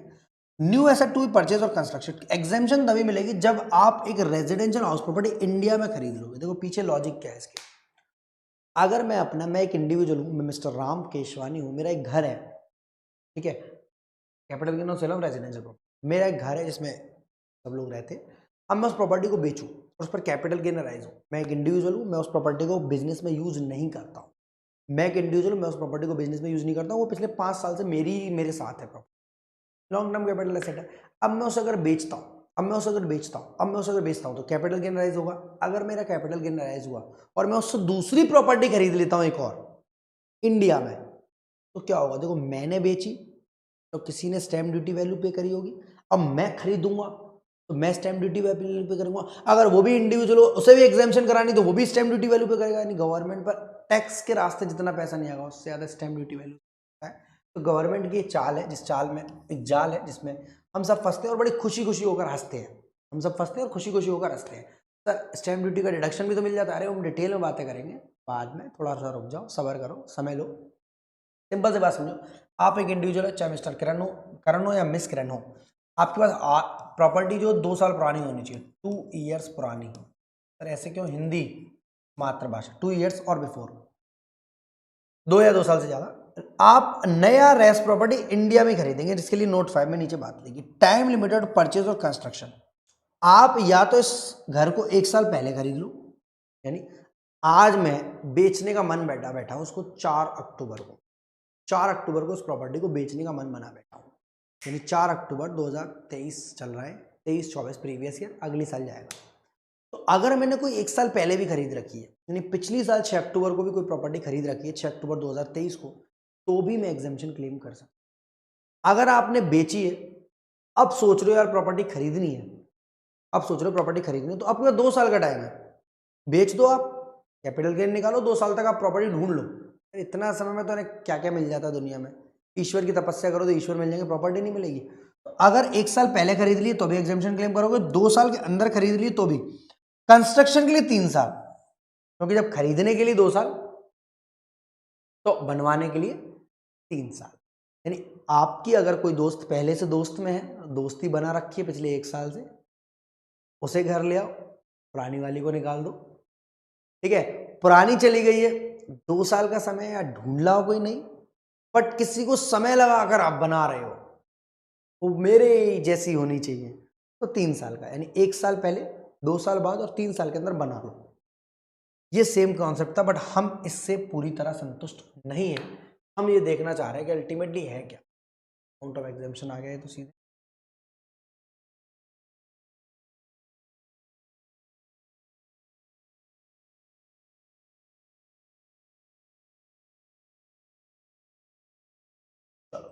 सिंपल सा कॉन्सेप्ट क्या बेटा, आपकी एसेट 2 साल पुरानी होनी चाहिए तभी लॉन्ग टर्म मानी जाएगी, आप इंडिविजुअल एचयूएफ होनी चाहिए, आप उस प्रॉपर्टी में रह रहे हो, बिजनेस के लिए यूज नहीं करोगे, इंडिया में प्रॉपर्टी खरीदनी है तो 1 साल पहले खरीद लो या 2 साल के अंदर और 3 साल में बनवा लो। बट अगर आपकी जमीन गवर्नमेंट ले जा रही है, capital gain of sale of urban agriculture land and use for another agriculture, section 54B। Sir इतना अलग से क्यों लिखा अर्बन या अनदर एग्रीकल्चर? भाई अनदर में रूरल तो बिल्कुल ही गायब है, उसके लिए तो वो कैपिटल एसेट ही नहीं है, तो ट्रांसफर नहीं होगा, ट्रांसफर नहीं माना, कैपिटल एसेट ही नहीं है, तो अंदर आएंगे नहीं चैप्टर में, हम जरूरत ही नहीं कैपिटल गेन निकालने की और एग्जाम्प्ट कराने की। पर एग्जाम्पशन हमें किसके, एग्जाम्पशन हमारी कैपिटल गेन टैक्स लायबिलिटी को कम कर देता है। इंडिविजुअल एचयूएफ है, आपकी एसेट चाहे लॉन्ग टर्म हो या शॉर्ट टर्म हो, शॉर्ट टर्म का हो सकती है, अरे 15 दिन पहले खरीदी हो या 2 साल 2 महीने पहले खरीदी हो या 4 महीने पहले खरीदी, सर ऐसा है क्या? कैसा है, agriculture land use by individual or parents for agri purchase during 2 years before the transfer. और ये सर ये तो बोल रहा है एलटीसी एसटीसी है, पर 2 साल पहले से हम उसे यूज कर रहे हैं। तब capital gain on sale of urban agriculture, मैं कुछ कंपलसरी क्वेश्चन टाइप का बोल गया था कि वो आगे आएगा बेटा, पहले आ गया सेक्शन। यहाँ पर हम लोग घर बेचने की बात कर रहे थे, तो यहाँ पर हम लोग जमीन बेचने की बात कर रहे हैं। किसकी जमीन, कौन सी वाली, एग्रीकल्चर लैंड। घर यहाँ, एग्रीकल्चर लैंड यहाँ। एग्रीकल्चर लैंड सर रूरल में हो या अर्बन में हो, सर ये क्या मतलब हुआ, रूरल वाली तो कैपिटल गेन में ही नहीं आती, फिर क्यों आ रहा है वो, अर्बन वाली आती है। और वो 2 किलोमीटर वाली तो नहीं कह रहे, purchase within 2 years after the date of transfer. इसके लिए भाई ये नहीं बोला 1 साल पहले खरीद लो या 2 साल के अंदर ढूंढ लो या 3 साल, इसके लिए बोला 2 साल के अंदर खरीद लो, पहले बेचो फिर खरीदो आप। यानी ये वाली एग्जाम्पशन आपकी घर के लिए और ये वाली एग्जाम्पशन आपकी अर्बन एग्रीकल्चर लैंड के लिए। अब आएगा कंपलसरी क्वेश्चन, जो मैं गलती से पहले बोल गया था, उसके भी सेम प्रोविजन है। अब आप सिंपल सी बात समझो, अगर मानो आप 2 साल में घर नहीं खरीद पाए और वो कैपिटल गेन का पैसा जो था वो आपने उड़ा दिया, जुआ खेला, ठीक है, शराब पीने में लगा दिया, मंदिर में चैरिटी करे आए, नाले में बहा दिए, और आप बोलो गवर्नमेंट साहब मैं 2 साल से ढूंढ रहा था घर, पर घर मिला नहीं, पैसे चोरी हो गए, मैं जेब में रख के घूम रहा था। उन्होंने कहा ऐसे नहीं होता, आप इन पैसों को कैपिटल गेन स्कीम में डिपॉजिट कराएंगे। मतलब अगर आपको एक घर बेचने पर 15 लाख रुपए का कैपिटल गेन हुआ है, आपको एक घर बेचने पर 15 लाख रुपए का कैपिटल गेन हुआ है, सिंपल सी बात समझो, आपको एक घर बेचने पर 15 लाख रुपए का कैपिटल गेन हुआ है, आपको नया घर 15 लाख का खरीदना, पर आप खरीद नहीं पा रहे हो, समय नहीं मिल रहा, पहले 1 साल से खरीद नहीं पाए, 2 साल ढूंढने में समय लग रहा है आपको, गवर्नमेंट ने बहुत लंबा टाइम दिया। आप रिटर्न भरने की तारीख तक अगर ये 15 लाख रुपए अपना या 15 लाख से ज़्यादा कैपिटल गेन अकाउंट स्कीम में जमा करवा देते हो और फिर आप घर खरीद लेते हो 15 लाख, 16 लाख, 18 लाख, 20 लाख रुपए का, तो एग्जाम्पशन है, 0 टैक्स, कोई टैक्स लेने की जरूरत। बट अगर आप कैपिटल गेन अकाउंट स्कीम में 12 लाख जमा कराते हो तो 12 लाख रुपए तक की एग्जाम्पशन है, ये लिमिट है। कैपिटल गेन और सीएनए डिपॉजिट स्कीम, इससे बोलते हैं capital gain account scheme. New asset transferred within 3 years from the date of construction, then cost of acquisition of new asset reduce by exempted capital. अगर एक वादा और करना पड़ेगा, ऐसा नहीं है कि आपने घर बेचा, घर खरीदा और फिर थोड़े दिनों बाद उसकी वैल्यू बढ़ गई, उसे बेच दिया, आप बेच नहीं सकते उसे 3 साल के अंदर, लॉक इन पीरियड बोलते हैं इसे, क्या बोलते हैं, लॉक इन पीरियड। यानी आपसे बोला मम्मी पापा ने मम्मी पापा ने मना किया था क्या आप सुबह सवेरे क्रिकेट खेलने चले गए, मेरे संग पर्सनल घटना, मतलब एग्जैक्ट घटना, सुबह 6 बजे निकल गए सर्दियों के दिनों में, 12 बजे लौट के आ रहे साहब। तो मैंने बोला मैं चलो ऐसा नहीं करना चाहिए, ये वो है, पापा ने बचा लिया। मम्मी ने बोला नहीं अगली बार ऐसा कि तो घर से बाहर निकालो, नहीं इस बार मत निकालो इसे, पर अब अगर ये गलती करे तो घर से निकाल देना है। मैंने कहा मतलब 3 साल तक अगर ये गलती करे, यानी आपने एक गलती करी, कौन सी, घर बेचने की। घर बेचने से आपको गेन हुआ, गेन हुआ तो थोड़ा पेन हुआ कि मुझे टैक्स देना पड़ेगा। उन्होंने कहा पेन को हम चेन में बदल दे रहे हैं, आपके सुख चेन में बदल दे रहे हैं, आप इस गेन से नया घर खरीद लो, बट उस घर को 3 साल तक बेचना मत। सिंपल सी बात, लॉक इन पीरियड, अगर 3 साल तक बेच दिया आपने पहले तो एग्जेम्पशन विड्रॉ हो जाएगी, जो नए घर की कीमत है, तो नए घर की कीमत है उसमें से एग्जेम्पशन अमाउंट माइनस करते हैं, क्योंकि जैसे एग्जेम्पशन अमाउंट माइनस करेंगे कॉस्ट ऑफ एक्विजिशन कम आएगी, गेन फिर से ज़्यादा आ जाएगा। चलिए सेम चीज़ यहाँ लिखी, कैपिटल गेन अकाउंट में स्कीम में पैसा जमा करना पड़ेगा। New asset transfer within 3 years from the date of transfer. Sir new asset कौन सी यहाँ पर, अगेन एग्रीकल्चर लैंड। यहाँ एक छोटी सी दिक्कत है बेटा, यहाँ पर न्यू एसेट टू परचेज, हाँ यहाँ आप रूरल और अर्बन एग्रीकल्चर लैंड नई वाली खरीद सकते हो, ठीक है, पुरानी लैंड आपकी एग्रीकल्चर अर्बन वाली होगी, नई वाली रूरल और अर्बन कहीं भी खरीद सकते हो, ठीक है। रूरल भले ही आपकी कैपिटल एसेट नहीं होती, बट नई एसेट आप, तो सर अगर इस वाले में इसने तोड़ा तो हम कैसे करेंगे माइनस, ये तो मजे आ जाएंगे उसके फिर, इस वाले में कर सकता है, पर अर्बन वाले में अगर उसने ऐसा काम किया तो आपको क्या होगा, पाप लगेगा, कॉस्ट ऑफ एक्विजिशन कम कर दी जाएगी। एसएससी कौन है सर, इंडिविजुअल अचीव। देखो 3 हमने इंडिविजुअल अचीव की पढ़ ली, पहला कौन सा, घर गया जमीन गई, एग्रीकल्चर वाली, घर गया जमीन गई। अब क्या लेने आए हो, उन्होंने बोला कैपिटल गेन और LTC not to be charge. Sir ये भी एलटीसी है, पर इसके बाद आएगी compulsory acquisition under any law, वो सबके लिए है बेटा। घर गया जमीन गई, बाकी की भी एसेट छोड़कर चली गई, बाकी की एसेट्स छोड़कर चली गई। घर गया, जमीन गई। जमीन कौन सी? एग्रीकल्चर वाली। बाकी की एसेट भी छोड़कर चली गई। ये इंडिविजुअल एचयूएफ की कहानी चल रही। घर गया, जमीन गई, बाकी की एसेट्स भी छोड़कर चली गई। मतलब घर क्या है? Residential house property, building building use नहीं होनी चाहिए बिजनेस प्रोफेशन। एग्रीकल्चर जमीन, अर्बन एग्रीकल्चर लैंड हमारी, सिंपल सी बात है। और तीसरी आपकी बाकी की एसेट कौन सी? ज्वेलरी हो, इन्वेस्टमेंट, शेयर सिक्योरिटीज हो, paintings, drawings, sculptures, any work of art, archaeological collection, ये अगर इंडिविजुअल के पास है और ये बेचकर वो बोल रहा है अगर any capital asset not being residential house property, ये हाउस प्रॉपर्टी नहीं होनी चाहिए सर। मतलब क्या होगी? ये ज्वेलरी हो सकती है, ये ड्राइंग्स हो सकती है, paintings, any work of art. Capital asset की definition basically new asset to be purchase or construction one residential house in India being land on apart. मतलब अगर आप 54 के एग्जामिशन में ये काम नहीं कर रहे तो आप एक घर खरीद लो सर। मतलब ज्वेलरी बेचकर जो कैपिटल गेन है उससे घर खरीद लो, बड़ी छोटी बात कर दी, बड़ी होच्छी बात कर दी तूने रावल अलाउद्दीन, बड़ी होच्छी बात कर दी तूने। यानी आप ज्वेलरी पर कमा रहे हो मानो 50,000, 50,000 में कौन सा घर मिलता है? नहीं सर, यहाँ कैपिटल गेन का पैसा नहीं होगा, यही सेक्शन समझाना। वहां 15 लाख रुपए का कैपिटल गेन हुआ था तो 15 लाख रुपए का आप घर ढूंढ लो, मिल जाएगा आराम से। यहाँ 15 लाख रुपए का आपको घर नहीं मिल सकता, मतलब 50,000 का घर नहीं मिल सकता, तो यहाँ पर आप सेल कंसिडरेशन को करोगे। किसको? Sale consideration. यही एक सेक्शन है 54F जहाँ सेल कंसिडरेशन इन्वेस्ट करना होता है आपको। क्या? जो पैसा आपने अदर एसेट को बेचकर कमाया, खरीदा, जो पैसा आपने अदर एसेट को बेचकर लाए हो, वो आपको नए घर में इन्वेस्ट करना पड़ेगा।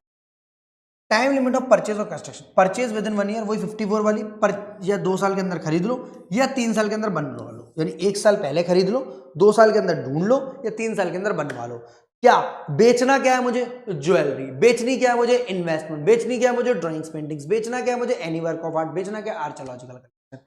ये सारी चीजें अगर मैं बेच रहा हूं तो मैं घर खरीद सकता हूं, मुझे पूरा सेल कंसिडरेशन वहां पर इन्वेस्ट करना पड़ेगा।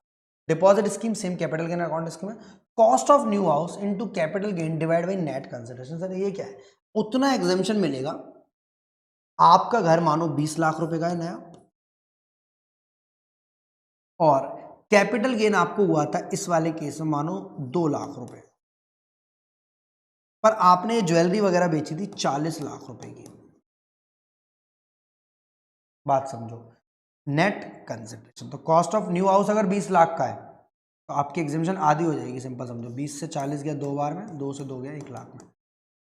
यानी अगर आपका सेल कंसिडरेशन यहां पर जितना है, या तो उससे ज्यादा का घर खरीद लो या फिर अपना कैपिटल गेन कम एग्जेम्प्ट करा लो। यानी अगर मेरा यहां पर मैंने ज्वेलरी बेची 20 लाख की, उसमें गेन हुआ 2 लाख का, तो मैं गेन को तो करूंगा नहीं इन्वेस्ट, मैं 20 लाख को करूंगा।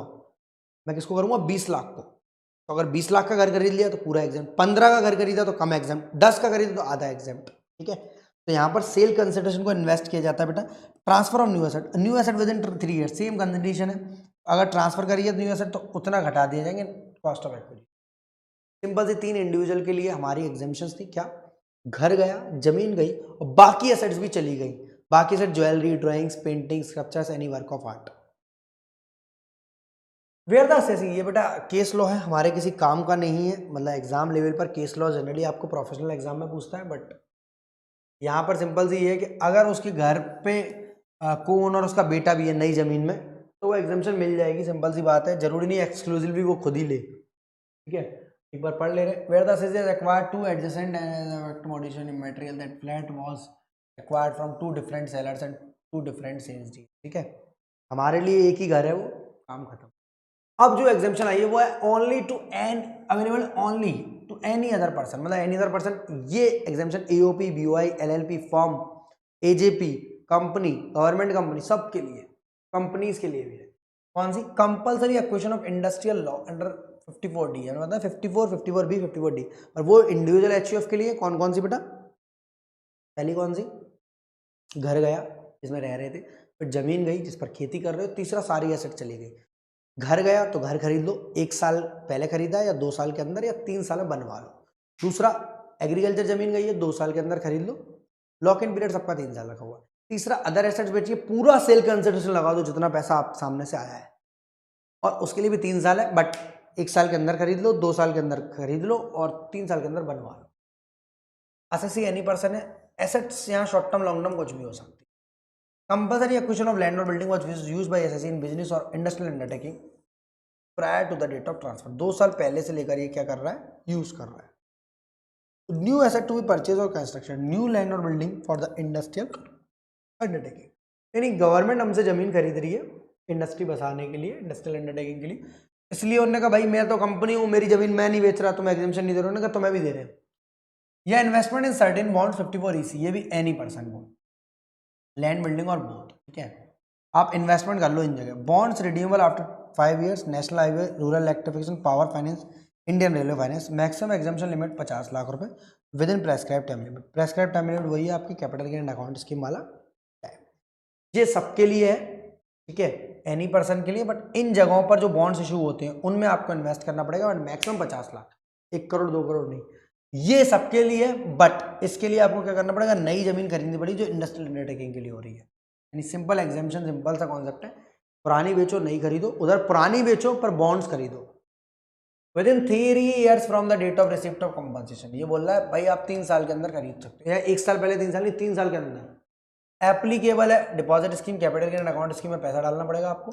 New asset is transferred within the 3 years from the date of transfer, तो वही है सेम आपका लॉक इन पीरियड, जो सबके लिए वो तुम्हारे लिए। बट यहाँ लॉक इन पीरियड है हमारा 5 साल।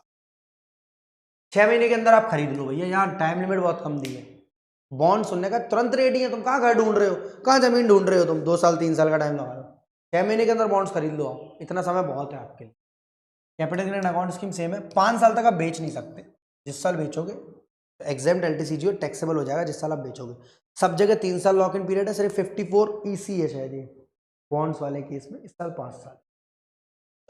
लास्ट रह गई आपकी, जब आप रूरल से अर्बन से रूरल में जाते हो, shifting of undertaking to rural area. ये भी एनी पर्सन, मतलब आप इंडिविजुअल हो, HUF है, अपनी दिल्ली से फैक्ट्री उठाकर किसी गांव के पास के एरिया में लगा रहे हो, तो उस वाले केस में आपको transfer of plant and machinery और लैंड एंड बिल्डिंग और shifting industrial undertaking, short term long term दोनों रखें, क्योंकि यहाँ पर आपके पास प्लांट एंड मशीनरी जो है written down value, block of asset, depreciable asset short term capital gain arise करेंगे, और बाकी के asset long term gain arise कर सकती है। स्लम सेल का केस नहीं है बेटा, स्लम सेल में दूसरे को पूरी एंटिटी बेच देते हैं, या अपनी एंटिटी को हम शिफ्ट कर रहे हैं दूसरी जगह पर। तो purchase construction of a new plant and machinery से गवर्नमेंट की इकोनॉमी बूस्ट होती है, रूरल डेवलपमेंट होता है। Shifting original asset to that area, incurring notified expenses, new asset to purchase or construction. Purchase construction of new plant and machinery या shifting original asset to that area, इन सभी के खर्चों आपको क्लेम मिलेगा।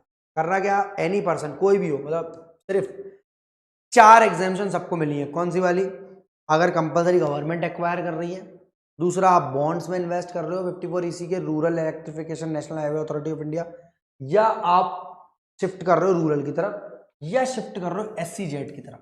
SEZ क्या sir, special economic zone.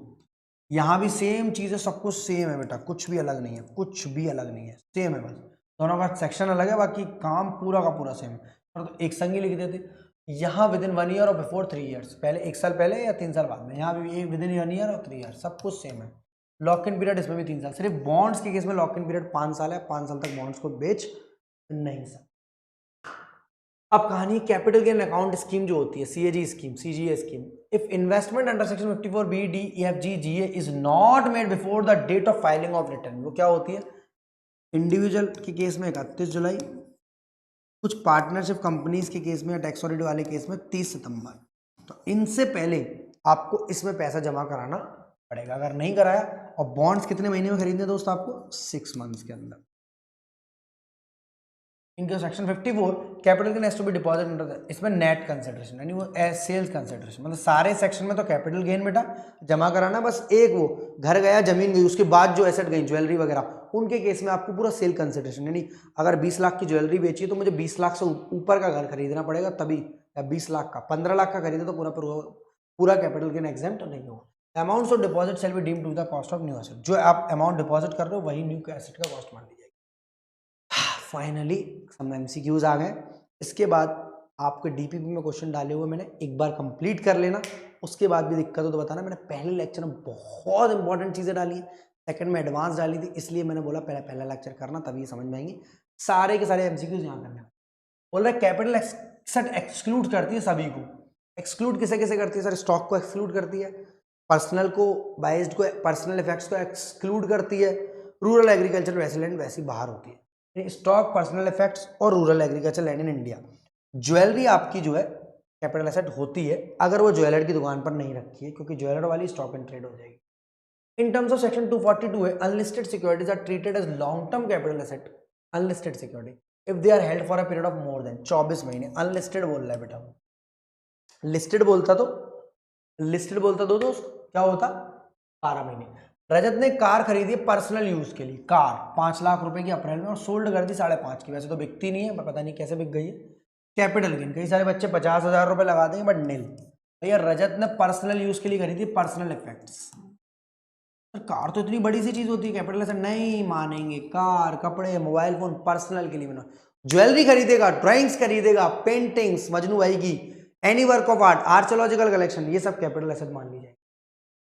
Mister Sam ने एक वैकेंट लैंड बेची है 36 लाख रुपए की, स्टैम्प ड्यूटी वैल्यू पर्पज से वैल्यू है 41 लाख। हमें 10% तक आगे चलना है। 36 का 10% कितना होता है दोस्त? 39.6 लाख, 39,60,000। बट 41 लाख पार कर गया तो cost of acquisition of land was 20 lakh, taxable long term capital gain तो 41 लाख लेंगे सेल कंसिडरेशन। अगर ये 38 की बेस था, ये 38 की होती स्टैम्प ड्यूटी तो 36 ले लेते हम, ठीक है। मतलब 38, 39, 39.5 तक की होती स्टैम्प ड्यूटी तो कोई दिक्कत नहीं, क्योंकि 10% का हमें बैंडविड्थ दिया हुआ है। बैंडविड्थ 41 लाख लेंगे आपका सेल कंसिडरेशन और 20 लाख इसमें से माइनस कर देंगे तो 21 लाख रुपए आ गया आपका कैपिटल। 21 लाख आ गया आपका कैपिटल।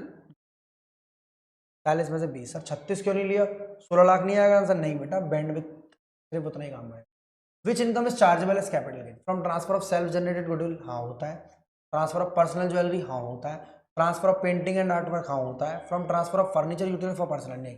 फर्नीचर अगर बिजनेस यूज के लिए होता है तो short term capital gain analyse हो जाता है डेप्रिशिएबल एसेट्स मानकर। 3 चीजों में होता है, फर्स्ट, सेकंड एंड थर्ड। बहुत बढ़िया। Next point, Radhe has sold his house on 11 अगस्त 2022 80 लाख का। The value applied by stamp duty valuation is 100 lakh. बहुत बढ़िया। He disputed his valuation and the departmental valuation cell made the valuation at 110 lakh. The value to be taken for capital gain 100 lakh लेंगे बेटा इस case में, क्योंकि ज्यादा नहीं लेते सेक्शन 50C के लिए, कम ले लेते। अगर ये कम बताता वैल्यूएशन ऑफिसर तो ले लेते, ज्यादा नहीं लेते हम, ठीक है। 100 lakh is your correct answer. 110 lakh नहीं लेंगे। 80 लाख में भले ही बेची भैया, तो बैंडविड्थ लगा ले 10% का। 88 लाख 85 होती तो 80 ले लेते, 84 होती तो 80 ले लेते, 87 होती तो 80 ले लेते। 10% का बैंडविड्थ कई बार बता चुका हूं मैं आपको। नेक्स्ट पॉइंट, स्टील इंडस्ट्री में vacant piece of land, steel वाला है भैया, तो स्टील वाला है। 15 मई 2020 को इन्होंने खरीदी जमीन और दिसंबर 22 में बेची, तो 20 में खरीदी, 21-22 पीस ऑफ लैंड।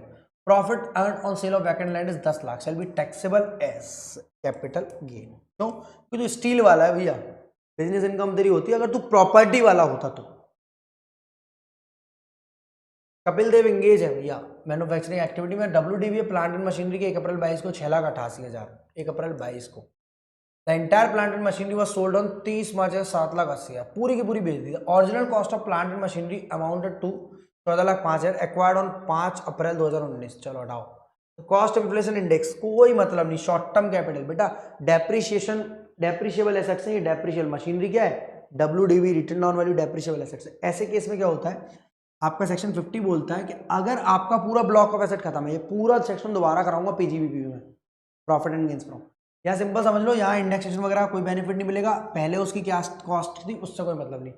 780 का बेचा है इसने 30 मार्च को 22-23 में, और 688 का खरीदा था, मतलब WDV थी इसकी। खरीदा क्या था? खरीदा तो महंगा था, ऐसा नहीं है 14,65,000, ये किसी काम की नहीं हमारी value.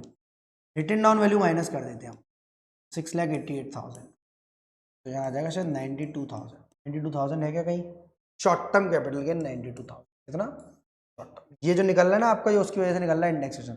Short term capital gain निकलेगा आपका 92,000 rupees. Same sir expense on transfer वगैरह होता है, हाँ वो माइनस कर सकते हैं, but short term capital gain में सिंपल सी बात समझो, 780 में से क्या माइनस कर रहे हैं? Written down value of on 1 April 2022। Where there is a transfer of capital by a partner to the firm, partner ने फर्म को दी, वही आएगा बुक्स ऑफ अकाउंट्स में जो रिकॉर्ड करेगा, भले ही एफएमई कुछ और दी। Consideration of such transfer as per income tax act would be taken as market value, नहीं। नोशनल कॉस्ट नहीं, value of asset record in books of account, इसी केस में बुक्स ऑफ अकाउंट चलेगा बेटा, सिर्फ इसी case. Next, which out of the following is the capital asset, इनमें से क्या कैपिटल एसेट है? अब मारुति वाला मारुति कार खरीद रहा है, नहीं सर, स्टॉक है ये, स्टॉक कैपिटल एसेट नहीं होती। अब Maruti dealer has Honda city car for his personal use, भैया वो तो पर्सनल इफेक्ट्स है, घर पर रखी है इसकी।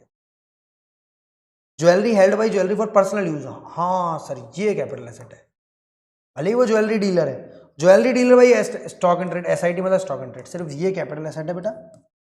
इस टाइप के क्वेश्चन आपके डीपीपी में मैंने तमाम डाल रखे हैं। दोस्त अलविदा लेते हैं आपसे और मिलते हैं अगले लेक्चर में, जहां हम आपको पढ़ाने वाले हैं इनकम फ्रॉम अदर सोर्स का टॉपिक प्यार से। अगर वीडियो अच्छी लगी हो थोड़ी सी भी तो कमेंट सेक्शन में कमेंट की भरमार कर दें। और जय हिंद, जय Bharat, love you all of you, be happy always.